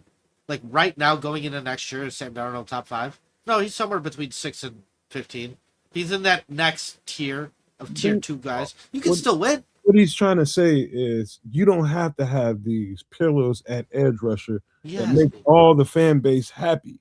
That you don't have to have those big names. What you need is team defense, some good studs on the interior, and some decent players on the outside, and you can get it done. And I'm talking about it don't stop there. Some solid linebackers, a solid nickel corner, and some solid defensive backs that can supplement with that pass rush. It does not have to happen from the edge rusher. You don't have to have a big. And at the end of the day, I think the quarterback got it done. The quarterback got it done. Like, that's the one piece of all this. No, the defense helped. Defense got it done. I don't know, man. That thing was a well-oiled machine. I believe a quarterback has all that influence on a team, and like, I think we're putting a lot on Caleb's shoulders. And I still think we could get it done. I still do. Like, there's a lot going on here with this team, but like, I think we have a special one, guys. And when you have a special one, all this bitching and moaning that I'm doing is actually just, it's going to go by the wayside if the kid's going to go out there and just clean up the first 2 quarters a little bit. Like, guys, we're about to see some special football here for the next 3 to 5 years. I want to. Can I tell you something, Paul? I'm going to tell you something. One of the things I've been saying over here on this channel, there's one thing to have your top guys be your number one guys, you're all 22. All 22. That means your offense, number one guys, 11 on the offense, 11 guys on the defense. If you got studs at every position, that's great. But guess what? Your ass ain't going but so far. If 2, 3, and pushing 4 ain't damn near as good, you got to have depth. You know why Seattle won? Because defensively, they can go deep on that roster, especially up front. They can rotate guys in. The second and third wave of pass rushers or defensive tackles, they had dudes to hold it down when the first 11 went to the bench. I keep looking at that shit and I'm just like, damn, they drafted well. Like, holy shit, they drafted well. Yeah, we have it, man. We got some players, man. We got some players now. We might not have drafted them. We might not have drafted them, but we got some dudes. We got some depth along that defensive front. I'm just telling you. We're going to need to do it in a different fashion than they did. Like, I kept hearing, even when Justin Fields was here, I kept hearing these comparisons to the 49ers. Like, it's not normal to have a team that's stacked. There's a reason why they were able to do it with a 7th-round pick quarterback. And mind you, they got rid of their quarterback they spent a top 3 pick on because they're so set up for success that they just have no room for messing around. They'd rather just do it with a guy that can operate, man. Like, I don't know. Like, there's things that need to improve, but I'm telling you, man, I am so high on this coach quarterback combo, so high that, like, I believe all these things can be overcome. Like, these are real issues that our team is facing. Like, we've talked a lot about certain aspects, certain different positions. We talked about finances. We talked about the future. We talked about draft capital spent, this and that. There's a lot of mistakes that have been made, and no team out there is perfect. Dude, I love when people are like, well, I want a higher draft pick. No, I want a lower one, man. I want to pick 32. People got it wrong, man. Like, I want to pick 32. The lower we go, the better we are, guys. We got to figure that out, how to operate that way successfully, though. Real quick, Paul, let me say this before. This is just a personal prerogative right here. Before I do have to go at some point soon here, but yeah. Just be real. I'm gonna be real quick, man. I just wanted to point this out. And I don't know if I mentioned it at the top of the show. We've been talking about so much stuff. I watched this tape again after my girlfriend went back to work on Saturday. Dude, let me tell you something. I think when we start talking about how well the Seahawks drafted and, you know, how they just stacked positions and really, really layered their team, and that's one of the reasons why they got to the Super Bowl. They had a coaching change too. That was Pete Carroll that drafted a lot of that talent. However, a new coach came in. The Ravens defensive coordinator came in and layered onto that talent. And some of that talent wasn't there when Pete was there. Some of that talent was brought there after he left. What I'm telling you guys is right now is this guy right here, Salvon Ahmed from the Dolphins, we got as a free agent. He was a Dolphin last year, but he turned into a free agent. We got the Dolphins running back coach. And there's a reason why the Dolphins running back coach went to the leadership and said, let's go get this guy. I'm telling you guys right now, after looking at his tape more thoroughly, this guy's got the stuff. He just hasn't had the opportunity. He's been in the league since probably 2019 or something like that for about 5 or 6 years. Just haven't had the opportunity. I think in this situation in Chicago, well, Paul just said it a minute ago. We played with 2 running backs the entire year. But we're going to need that other running back or 2 to help supplement this room. And I'm telling you, we got a good one. Watching this guy's tape, what it reminds me of, the more and more I looked at it at the second time around, it reminded me of Warwick Dunn. That's who he reminds me of. Reminds you of who? Warwick Dunn. Oh, is he that little? I think his legs are stronger. And Okay. Warwick Dunn was a pretty strong little dude. I didn't catch that. Now I got to look at his tape again now for sure. Guys, I mean, I haven't watched it. Me and Nomad were chopping it up about this player before we started the show. I've watched him play a fair amount. I didn't get the work done. Like, work done to me is just like a little guy who gets the job done. But if that's what you found from Salvon Ahmed, that's interesting. I do think he's a bit of a sleeper, just as Samo was saying here. I like this particular player. I like what he brought to Miami as well. So I wouldn't be surprised if he can bring similar game to the Chicago Bears in, again, a three-headed back situation with that with the rotation, just like just like ATF has said. I think he'll add a lot to the team, and I think they really do need not just a third back, but a little bit of depth at running back in general. I think he brings a lot of that, right, as far as Salvon Ahmed is concerned. I got to get out of here, but I wanted to really hit this one topic, and I keep missing it, but let me just get to it before I need to go. When it comes to financials, right, the top wide receivers in this league, the amount they get paid, I mean, you're talking about $40 million a year for Justin Jefferson, for Jamar Chase, right? Not to say those guys aren't worth it. However, neither of them have a ring. Meanwhile, there's other guys out there that don't get paid as much, that have been drafted a little later or whatnot. I mean, like I said, Devonta Smith, now you got Jackson Smith and chgo. There's been some recent examples of top 10 wide receivers that have actually gotten the job done. But, I mean, outside the last 3-4 years, like I said, there is a good 25 years where they did get it done. So it's a recent flip. But when it comes to tight ends, do you guys know how much the top tight ends get paid in this league? I don't really care. But you should know, man, because if you're gonna pay a guy like Justin Jefferson or Jamar Chase, you can afford the top 2 tight ends instead of that guy. So when I look at the Bears and their setup, it tight ends, the top tight ends in this league make $18 million a year. They don't even crack 20. So you could have literally the top 2 tight ends, and it still would not cost you what a guy like Justin Jefferson will cost you. And I think that's really interesting because I think the Patriots were onto it with Hernandez and Gronkowski, and whatever happened. Obviously that didn't play out due to outside of football reasons.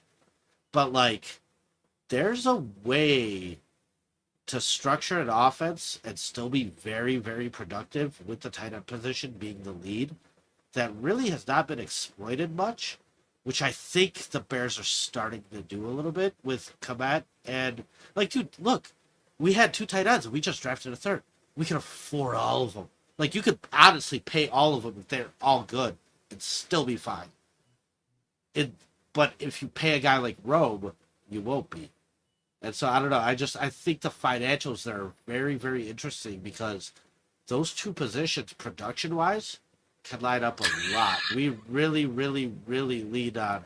Thanks for pointing that out, Paul. They might just host. Yeah, Jojo yeah, Loco, man. That's actually pretty funny. yeah, no, that's fantastic. Everybody's Good job, holding Jojo. out. Well, you waited all show. For sure. No, but I'm just saying that's an a- interesting angle to look at, man, because like I was not all for drafting a tight end. However, it doesn't really cost you to do so. Even if the guy works out, doesn't really handicap you financially as much as some other positions do. So you was born in a different. You was born in the wrong era. Dude, I was raised in communism, though, man. Everything's got a price. You should have been born in like the Gallatin red grain. That was no, that ain't gonna work. That ain't gonna work, man. You can't tight end. Now, I will tell you this though, just to buffer your argument a little bit, Paul. I do see, and I tell kids and Trish this all the time, even Samo when he's here. The game goes into cycles. And we have a throwing league for a long time, 10, 15 years. Next thing you know, it cycles back around to that running league. And I can see it going there now. It's going back into a more running league. It's going back into a more defensive emphasis league. I already see it going there. And I think Ben Johnson sees it that way as well, which is why he leaned into more of the power attack, making sure that they're a plethora of tight ends that can either block, slide back there and play some fullback, go out there and run some short routes, more dynamic guy that can go out there and run some longer routes, but can do all those things as well. And so they're preparing for a more power attack. And so what you're talking about ain't wrong. It ain't wrong. It's a throwback conversation. Well, but when push came to shove, though, man, we leaned on Colston Loveland to convert third downs. When push came to shove, like that play in the playoffs, that touchdown to DJ Moore, that could have been anybody. It was wide open. He was schemed wide open. Packers thought that was a screen. The corner, man, he bit so hard. He reached so hard to try and reach DJ Moore in those first 3 yards.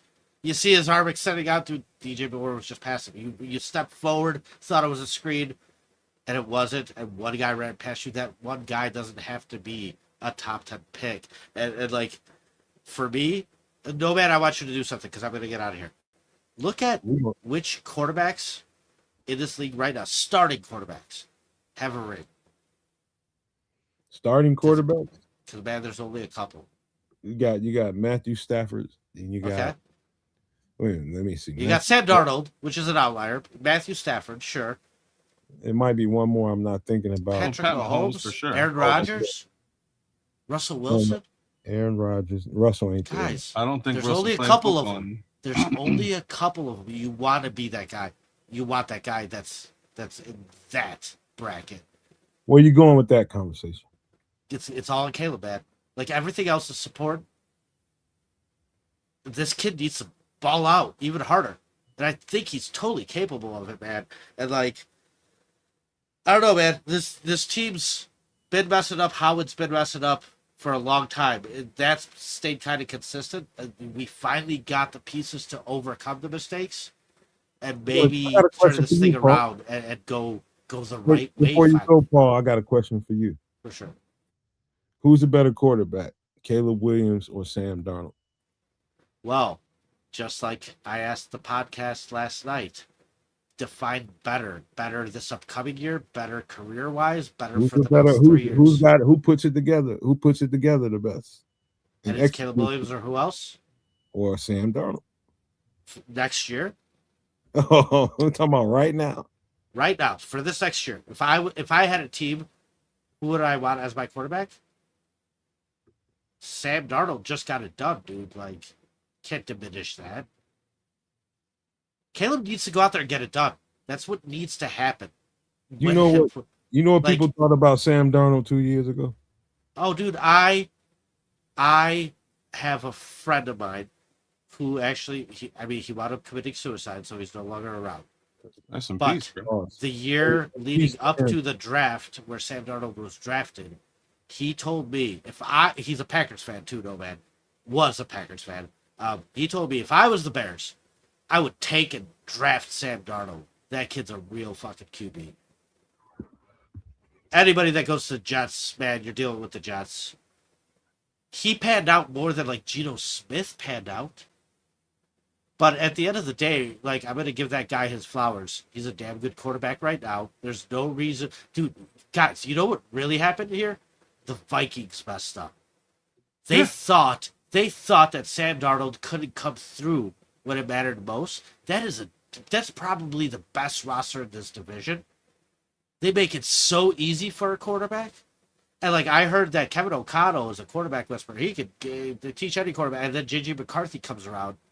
All of a sudden, he can't do it with him. What does that say about J.J. McCarthy? Just give up on that kid. Kevin O'Connell's a real head coach. Dude, if they would have had Sam Darnold still, we all would have been screwed. Because that guy's got the job done, man. He's a well-oiled machine. He's very, very productive, and they could produce to a good degree. But I don't think Sam Darnold's coming back from 21-3 at halftime, though, man. There you go, Scrolls. You can ask him. That's special, man. Better question. What QB would I trade Caleb for? Like that's what I mean. Like this, Scrolls, this is why this next year is so good. Because that question is going to change. Like, my answer to that question is going to change dramatically. As of right now, I would totally trade Caleb and a first for a guy like Joe Burrow. What? Would you not? What? What do you mean, what? Like, come on. Joe Burrow's a top 5 quarterback in this league. Period. Joe Burrow. You don't think Ben Johnson is, like, dude, I look at Jared Goff. Wait a you don't minute. think Jared Goff would be scarier on the Vikings? Wait a minute. You said potato chip ass Joe Burrow. Yes. Potato chip. I mean, crispy ass. No, man. The Rams drafted this motherfucker and traded Goff. They traded Goff for a guy that had no playoff football experience in Matt Stafford. Bearski. Dude, I know Breeze will put him on IR for the year. I understand that, no, man. We're talking about the next upcoming year and not the next 3 years or 5 years. If we're talking about the next 3 years, give me Caleb. If we're talking about the next year, Joe Burrow could get it done, dude. For sure, Joe Burrow could get it done. Yo, Jojo Loco's in the chat. He's on some real shit. Yeah, okay, off the rails. You guys are acting Both like gone Joe off the Burrow's deep. not a top 5 quarterback in this league. Are you kidding me? No. Look, Are you kidding me? Like, Joe Burrow's not better than Caleb. Caleb didn't even pass 4,000 yards. Potato chip, man. He's brittle. Dude, Caleb got sacked 68 times. But did he miss games? He's 2 years into his career. Now, Joe Burrow's a meathead. He will be, the playoffs will be not even an option, and he's still stepping up into a hit and getting a rib broken to make a completion. And I get that. Caleb's a lot safer in that way. And so, like, I get that. But if we're talking about 1 year and not 3 years, my answer 100% would be Joe Burrow. For sure. Y'all take it easy on Bearski, man. It's our boy. Dude, I would trade, like I said, that's why this year matters so much. We need to reinforce the confidence we currently have in Caleb, because it was fun. It was nice. No, man, you said it when we started this thing. When I first came out, it was still a failure. Right? It was. No, Kens, you're laughing. My goal is a Super Bowl. I'm laughing. Just because we've done the best we've done as Bears fans. I'm laughing at Jojo Loco. Hey, to free world, Paul can say whatever he wants to say, Jojo. Oh yeah, I'm gonna. Say what you want to disagree with me? Just be like, that guy's a Pollock. That's the Nomad Whatever, Network for you. You come over here, you get to speak. You feel free. You know what I mean? Feel free. At the end of the day, that is you. We are all entitled to. No, dude. I mean, I think there's quarterbacks in this division right now that are better than Caleb Williams. You don't think Jared Goff is better? You don't think Jordan Love is better? We did say they're better earlier. There's no way you're going to sit here right now and tell me that Joe Burrow is not a better quarterback than Caleb Williams. He is, but I wouldn't trade him. He is. Just follow me. So I love Joe Burrow. I think Joe Burrow is amazing. I made a bit of a comparison earlier on. Would I trade Caleb Williams for anything at this present moment? You couldn't hold me at gunpoint and trade that particular, like, the upside alone is astronomical. Keds, I'm gonna leave you with this. There's I'm gonna no leave you with this ceilings because on I gotta go. I'm gonna leave you with this. There was a point in time where me and my co-host, my good friend David, were talking on the phone, and he's like, right now, Justin Fields at a first round pick for Lamar Jackson. And you know what I said, Keds? But the potential and the upside for Justin Fields is so promising and so good. And he's like, you're fucking crazy. Lamar is a real deal quarterback. What year was that? Dude, that was the year. Dude, it doesn't matter. Like the hope. It does. No. The hope is there every year. The hope is there every year. I know what Joe Burrow is. There is no hope. That is worth a ton. And that is this year. Caleb proves that. He proves that he's for real, not a flash in the pan. This isn't a one-year thing. He proves that he is in that upper echelon rather than just some spike, dude. Like, Justin Fields had all the potential in the world, Keds, until he didn't. Meanwhile, there's guys out there that are falling just short. But hold on, like, dude, there's I gotta go. There's an obvious. I know, and I'll let you get out of here in a second. I'm just saying there's an obvious difference between the two players. The 100%. Entire time with Justin, we were questioning it. But that's why I said get it done with his arm and not with his. Are you feet. questioning Joe Burrow? Do you have any doubt that Joe Burrow is able to No. I'm done? talking about. Hold on. I'm talking about Caleb Williams now. I'm not questioning Caleb Williams' arm. I'm questioning Caleb Williams in a very simple capacity. Has the game slowed down for you? Are you able to get your feet settled? I think that just takes repetition. I think over the course of this summer, he should have that ingrained and should be good, especially with the actual offense underneath him as well. But those three things, I'm fully 100%ly like in the kid's corner. I wouldn't trade him for you. You couldn't pay me enough money. It was crazy when the Rams traded Jared Goff for Matt Stafford. It was nuts. But you knew what Matt Stafford was. And you knew that Jared Goff's going to fall short for you. Like I said, this is the year for Caleb to prove a ton. Dude, are you kidding me? I know Joe Burrow's not going to be the reason I can't get it done, dude. That's worth a ton in this league. And people pay for potential. Pay for potential. Caleb could fail. Dude, that's still in front of him.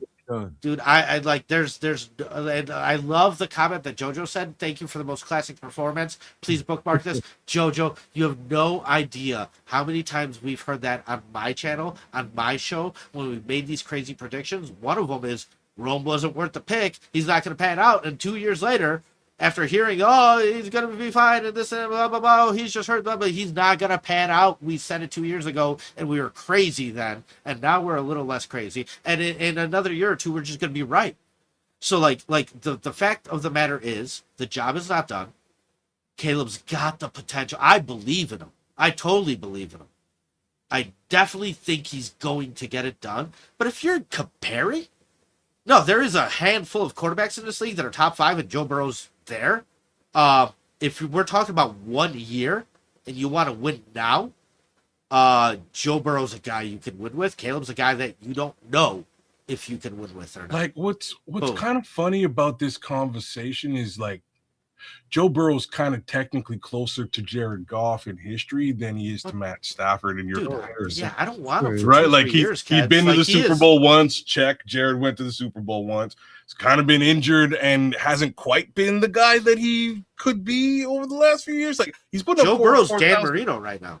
Dan didn't win a Super Bowl either, right? So like it's great to have Dan. Like I don't want Jalen Hurts just because he won a Super Bowl. Like if we're talking about a better quarterback, we're talking about a better quarterback. Joe Burrow's a better quarterback than Caleb. Period. Joe Burrow can break his goddamn arm getting a 30-pack. I know, Keds. He's such a meathead. I'm sorry, no man. I know, no man. He's such a meathead. I hate that about him. I love the fact that Caleb runs out of bounds instead of taking a hit. I love the fact that Caleb avoids all the pointless torture that your body goes through. Joe Burrow steps up to it in pointless situations. I hate that about him. It's a very Jay Cutler type of mentality. I hated Jay Cutler dropping his shoulder on a safety in week 2 or running down a damn pick 6 against the Chargers and hurting his thumb. We were 7-3 and went 9-7 that year because our quarterback got hurt. Like, Caleb doesn't have that. There's a lot I love about Caleb. It's still unknown. It's still potential. It's still hope. I will give a lot up for a known commodity in this league rather than to keep hoping like I've been hoping my whole life, guys. All right. I appreciate both of you. Let's call it a night, Nomad. We know the real type of football conversation I can have with you guys is just like the real kind of conversation I can have with some of my best friends. I appreciate both of you for it. You come on back, Paul. Come on back, man. Oh, it might not be tomorrow, but I'll be back. For sure. You're always welcome, man. I love you guys. Your opinion is always welcome. It's not necessarily going to be no, I prefer. You know what I mean? Like, it's not necessarily. Dude, I prefer the debate. I prefer the debate because I debated with my buddy David about why he was crazy about not wanting to keep Justin Fields. And a year later, when Justin Fields was traded for a 6th-round pick, and Lamar Jackson was still Lamar Jackson, he looked at me. He's like, "Hey, how about that Justin Fields trade conversation?" And I was like, "Dude, go ahead, give it to me. I deserve to take it because I was an idiot." And he made sure to remind me of that, and it's taught me some lessons along the way. Dude, Joe Burrow is legit. Caleb is on the way there. Like, this year's is going to be huge for us, guys. He's legit, Paul, but he's still a ruffle. Yeah, but it's good. But this year's the year. But this year's the year where that answer changes for me at the end of the year. For sure. That's why this season is going to be the best Bears season of them all. And in my opinion, it doesn't the end all be all isn't the Super Bowl. If it is the Super Bowl, awesome. But what I need to get out of this season is all the answers. And I think all the answers to whether Caleb's the guy, to whether Jervon's, should be re-signed, to whether Tyreek should be re-up. All of these questions that we brought up here today will be answered in the 2026 season. Is Dio Dangbo motivated enough to do some shit? Is Grady healthy enough to do some shit? All of the questions will be answered in 2026. There's a scenario where they go 10-7 and make the playoffs, and I'm pissed. And there's a scenario where they go 10-7 and miss the playoffs, and I'm excited for the future. All right, brother. I'm gonna leave you with that. Have a good night. That's an interesting take. There's also potential for them to go higher than that. He's got a baby, man. Oh man, guys, no, she's no man. She's almost 4 years old now. She mouthed off to me earlier today. Not a baby anymore. This kid. It has been a while, she's man. telling me what to do. Tell me, Dad, you gotta not dress this way. Stop embarrassing me. By the way, that just gets worse. By the way, and I'm real glad that I'm done with all of that. So I'm loving every second of it, cats. That's graduation. That's graduation, bro. I know. I'd rather go through those pains with her than to have her go. She said, "Straighten up, Dad. Get your shit right now." Yeah, no, she's right. I'm not saying she's wrong. It's like, come on, you're gonna be the next person to point that out. Thanks. I'm Pollock. I'm wearing socks and sandals here. So, all right, guys, have a good night. Hey, man, take care. I'll holler at you, dog. Take it easy. Bye, guys. Take it easy, Bearski, man. Appreciate you. That was fun, man. That was fun, man. Like we were totally gonna do things in a specific manner. I'm kind of went completely off the rails. But big ups to Paulie, man. Super love having him on, sharing his thoughts, his opinions on all things Bears.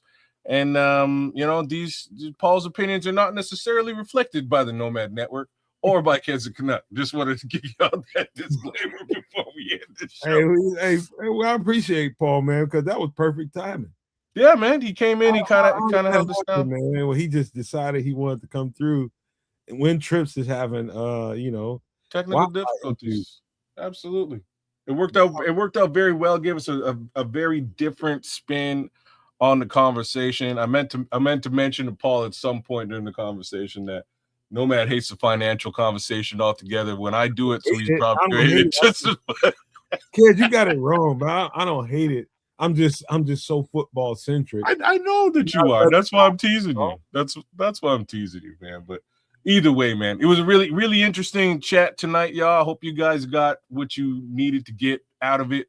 We really went around the block on a lot of these general items with respect to the Chicago Bears. All of these questions are valid. Answers aren't necessarily what they will be, but one thing is for sure, and I said it just a minute ago, for damn sure, we're going to get our answers in 2026, and I expect the answers to be awesome. Yep. Hey, man, listen, it was fun. I do appreciate Paul and Bearski Films. That's his channel. Y'all go check him out. Whether you agree with him or disagree with him, there's a lot of disagreement in here, but that's okay. Because that's what podcasts are all about. It's about opinions and about thoughts about Bears fans and what they think about this team and what they should have done, what they didn't do, what they could have done. All of that is part of the ball of wax that we're dealing with the Chicago Bears team. And, you know, some of it was let's just say 80% of that was unscripted. And we didn't know Paul was going to go to some of the places. Let's go to 100% because I don't write scripts. Some of the stuff I can predict with him, but about 85% of that was I couldn't see that coming, but that's where it went. That Joe Burrow talk at the end, I had no clue. That's wild. That's wild. That's wild, right? Oh man, yo, big ups to the chat, man. Shout out to JoJo Loco. You were a superstar tonight, man. You really you kept me laughing. Big ups to Scrolls, AC Adam. Chris Foster was in there with some real shit for sure. Shadow Sports. Levante, man, you had some real shit out there too. Big ups to Samo and the Scrolls for sure. No love to Jason Williams, Green Bay, man. No love to Don Burt either, man. Big ups to Marcus Jones. Big ups to ATF and FFG and the Crooked Commissioner. There was a Giants fan and a Raiders fan with us tonight, just giving us a bunch of love. Big ups to your organizations and thanks for joining us as well. Mad respect in that respect. But all that being said, man, let's get the hell out of here so I can watch some House of the Dragon before it's Betty by Bo's time. I've been saving it, kids, and I'm a don't you say shit. I ain't saying nothing. I'm saving it and I'm avoiding everything on social media that might give me a hint. And so I'm waiting. It's gonna be good tonight, I tell you that much. I'm sure tonight's gonna be a big one because we're getting close to the end of the season. That's already too much. All right. So look, man, Paul came through here and I appreciate him. I appreciate y'all in the chat because y'all lit that shit up. Wait. What? Big ups to Triple R, man. Shout outs to you, Trip. We'll catch you on Wednesday with some extra sauce. All right, brother? I know that irritates Trip because he does not like missing shows, man, because he's got you know how Trips is, man. I do. Trips does not like missing these shows, man. So I definitely I empathize with whatever that was going on. He'll get it right, and we'll get it right on Wednesday night show because I'll tell you why. That because Paul was here and he took the conversation to a different place and we had to talk about certain things, there's a multitude of things that we didn't get to talk about that will be on Wednesday night's extra sauce show. So that show will be chock. Oh, you're gonna bring the Von Miller over to Trip on Wednesday? That and some other shit that we didn't talk about that we had loaded up in here too. But don't look at it. Don't look at it. Don't even bother. I'm just saying Trip gonna be all over the Father Time aspect of that one, but I'm actually for it. So I can't wait to have that conversation. I'm already ganged up for that conversation. Okay, perfect.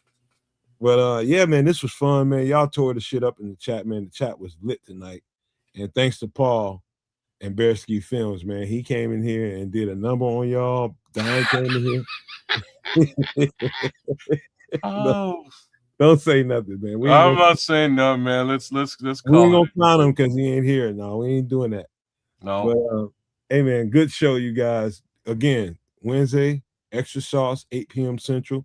Be there or be fucking square.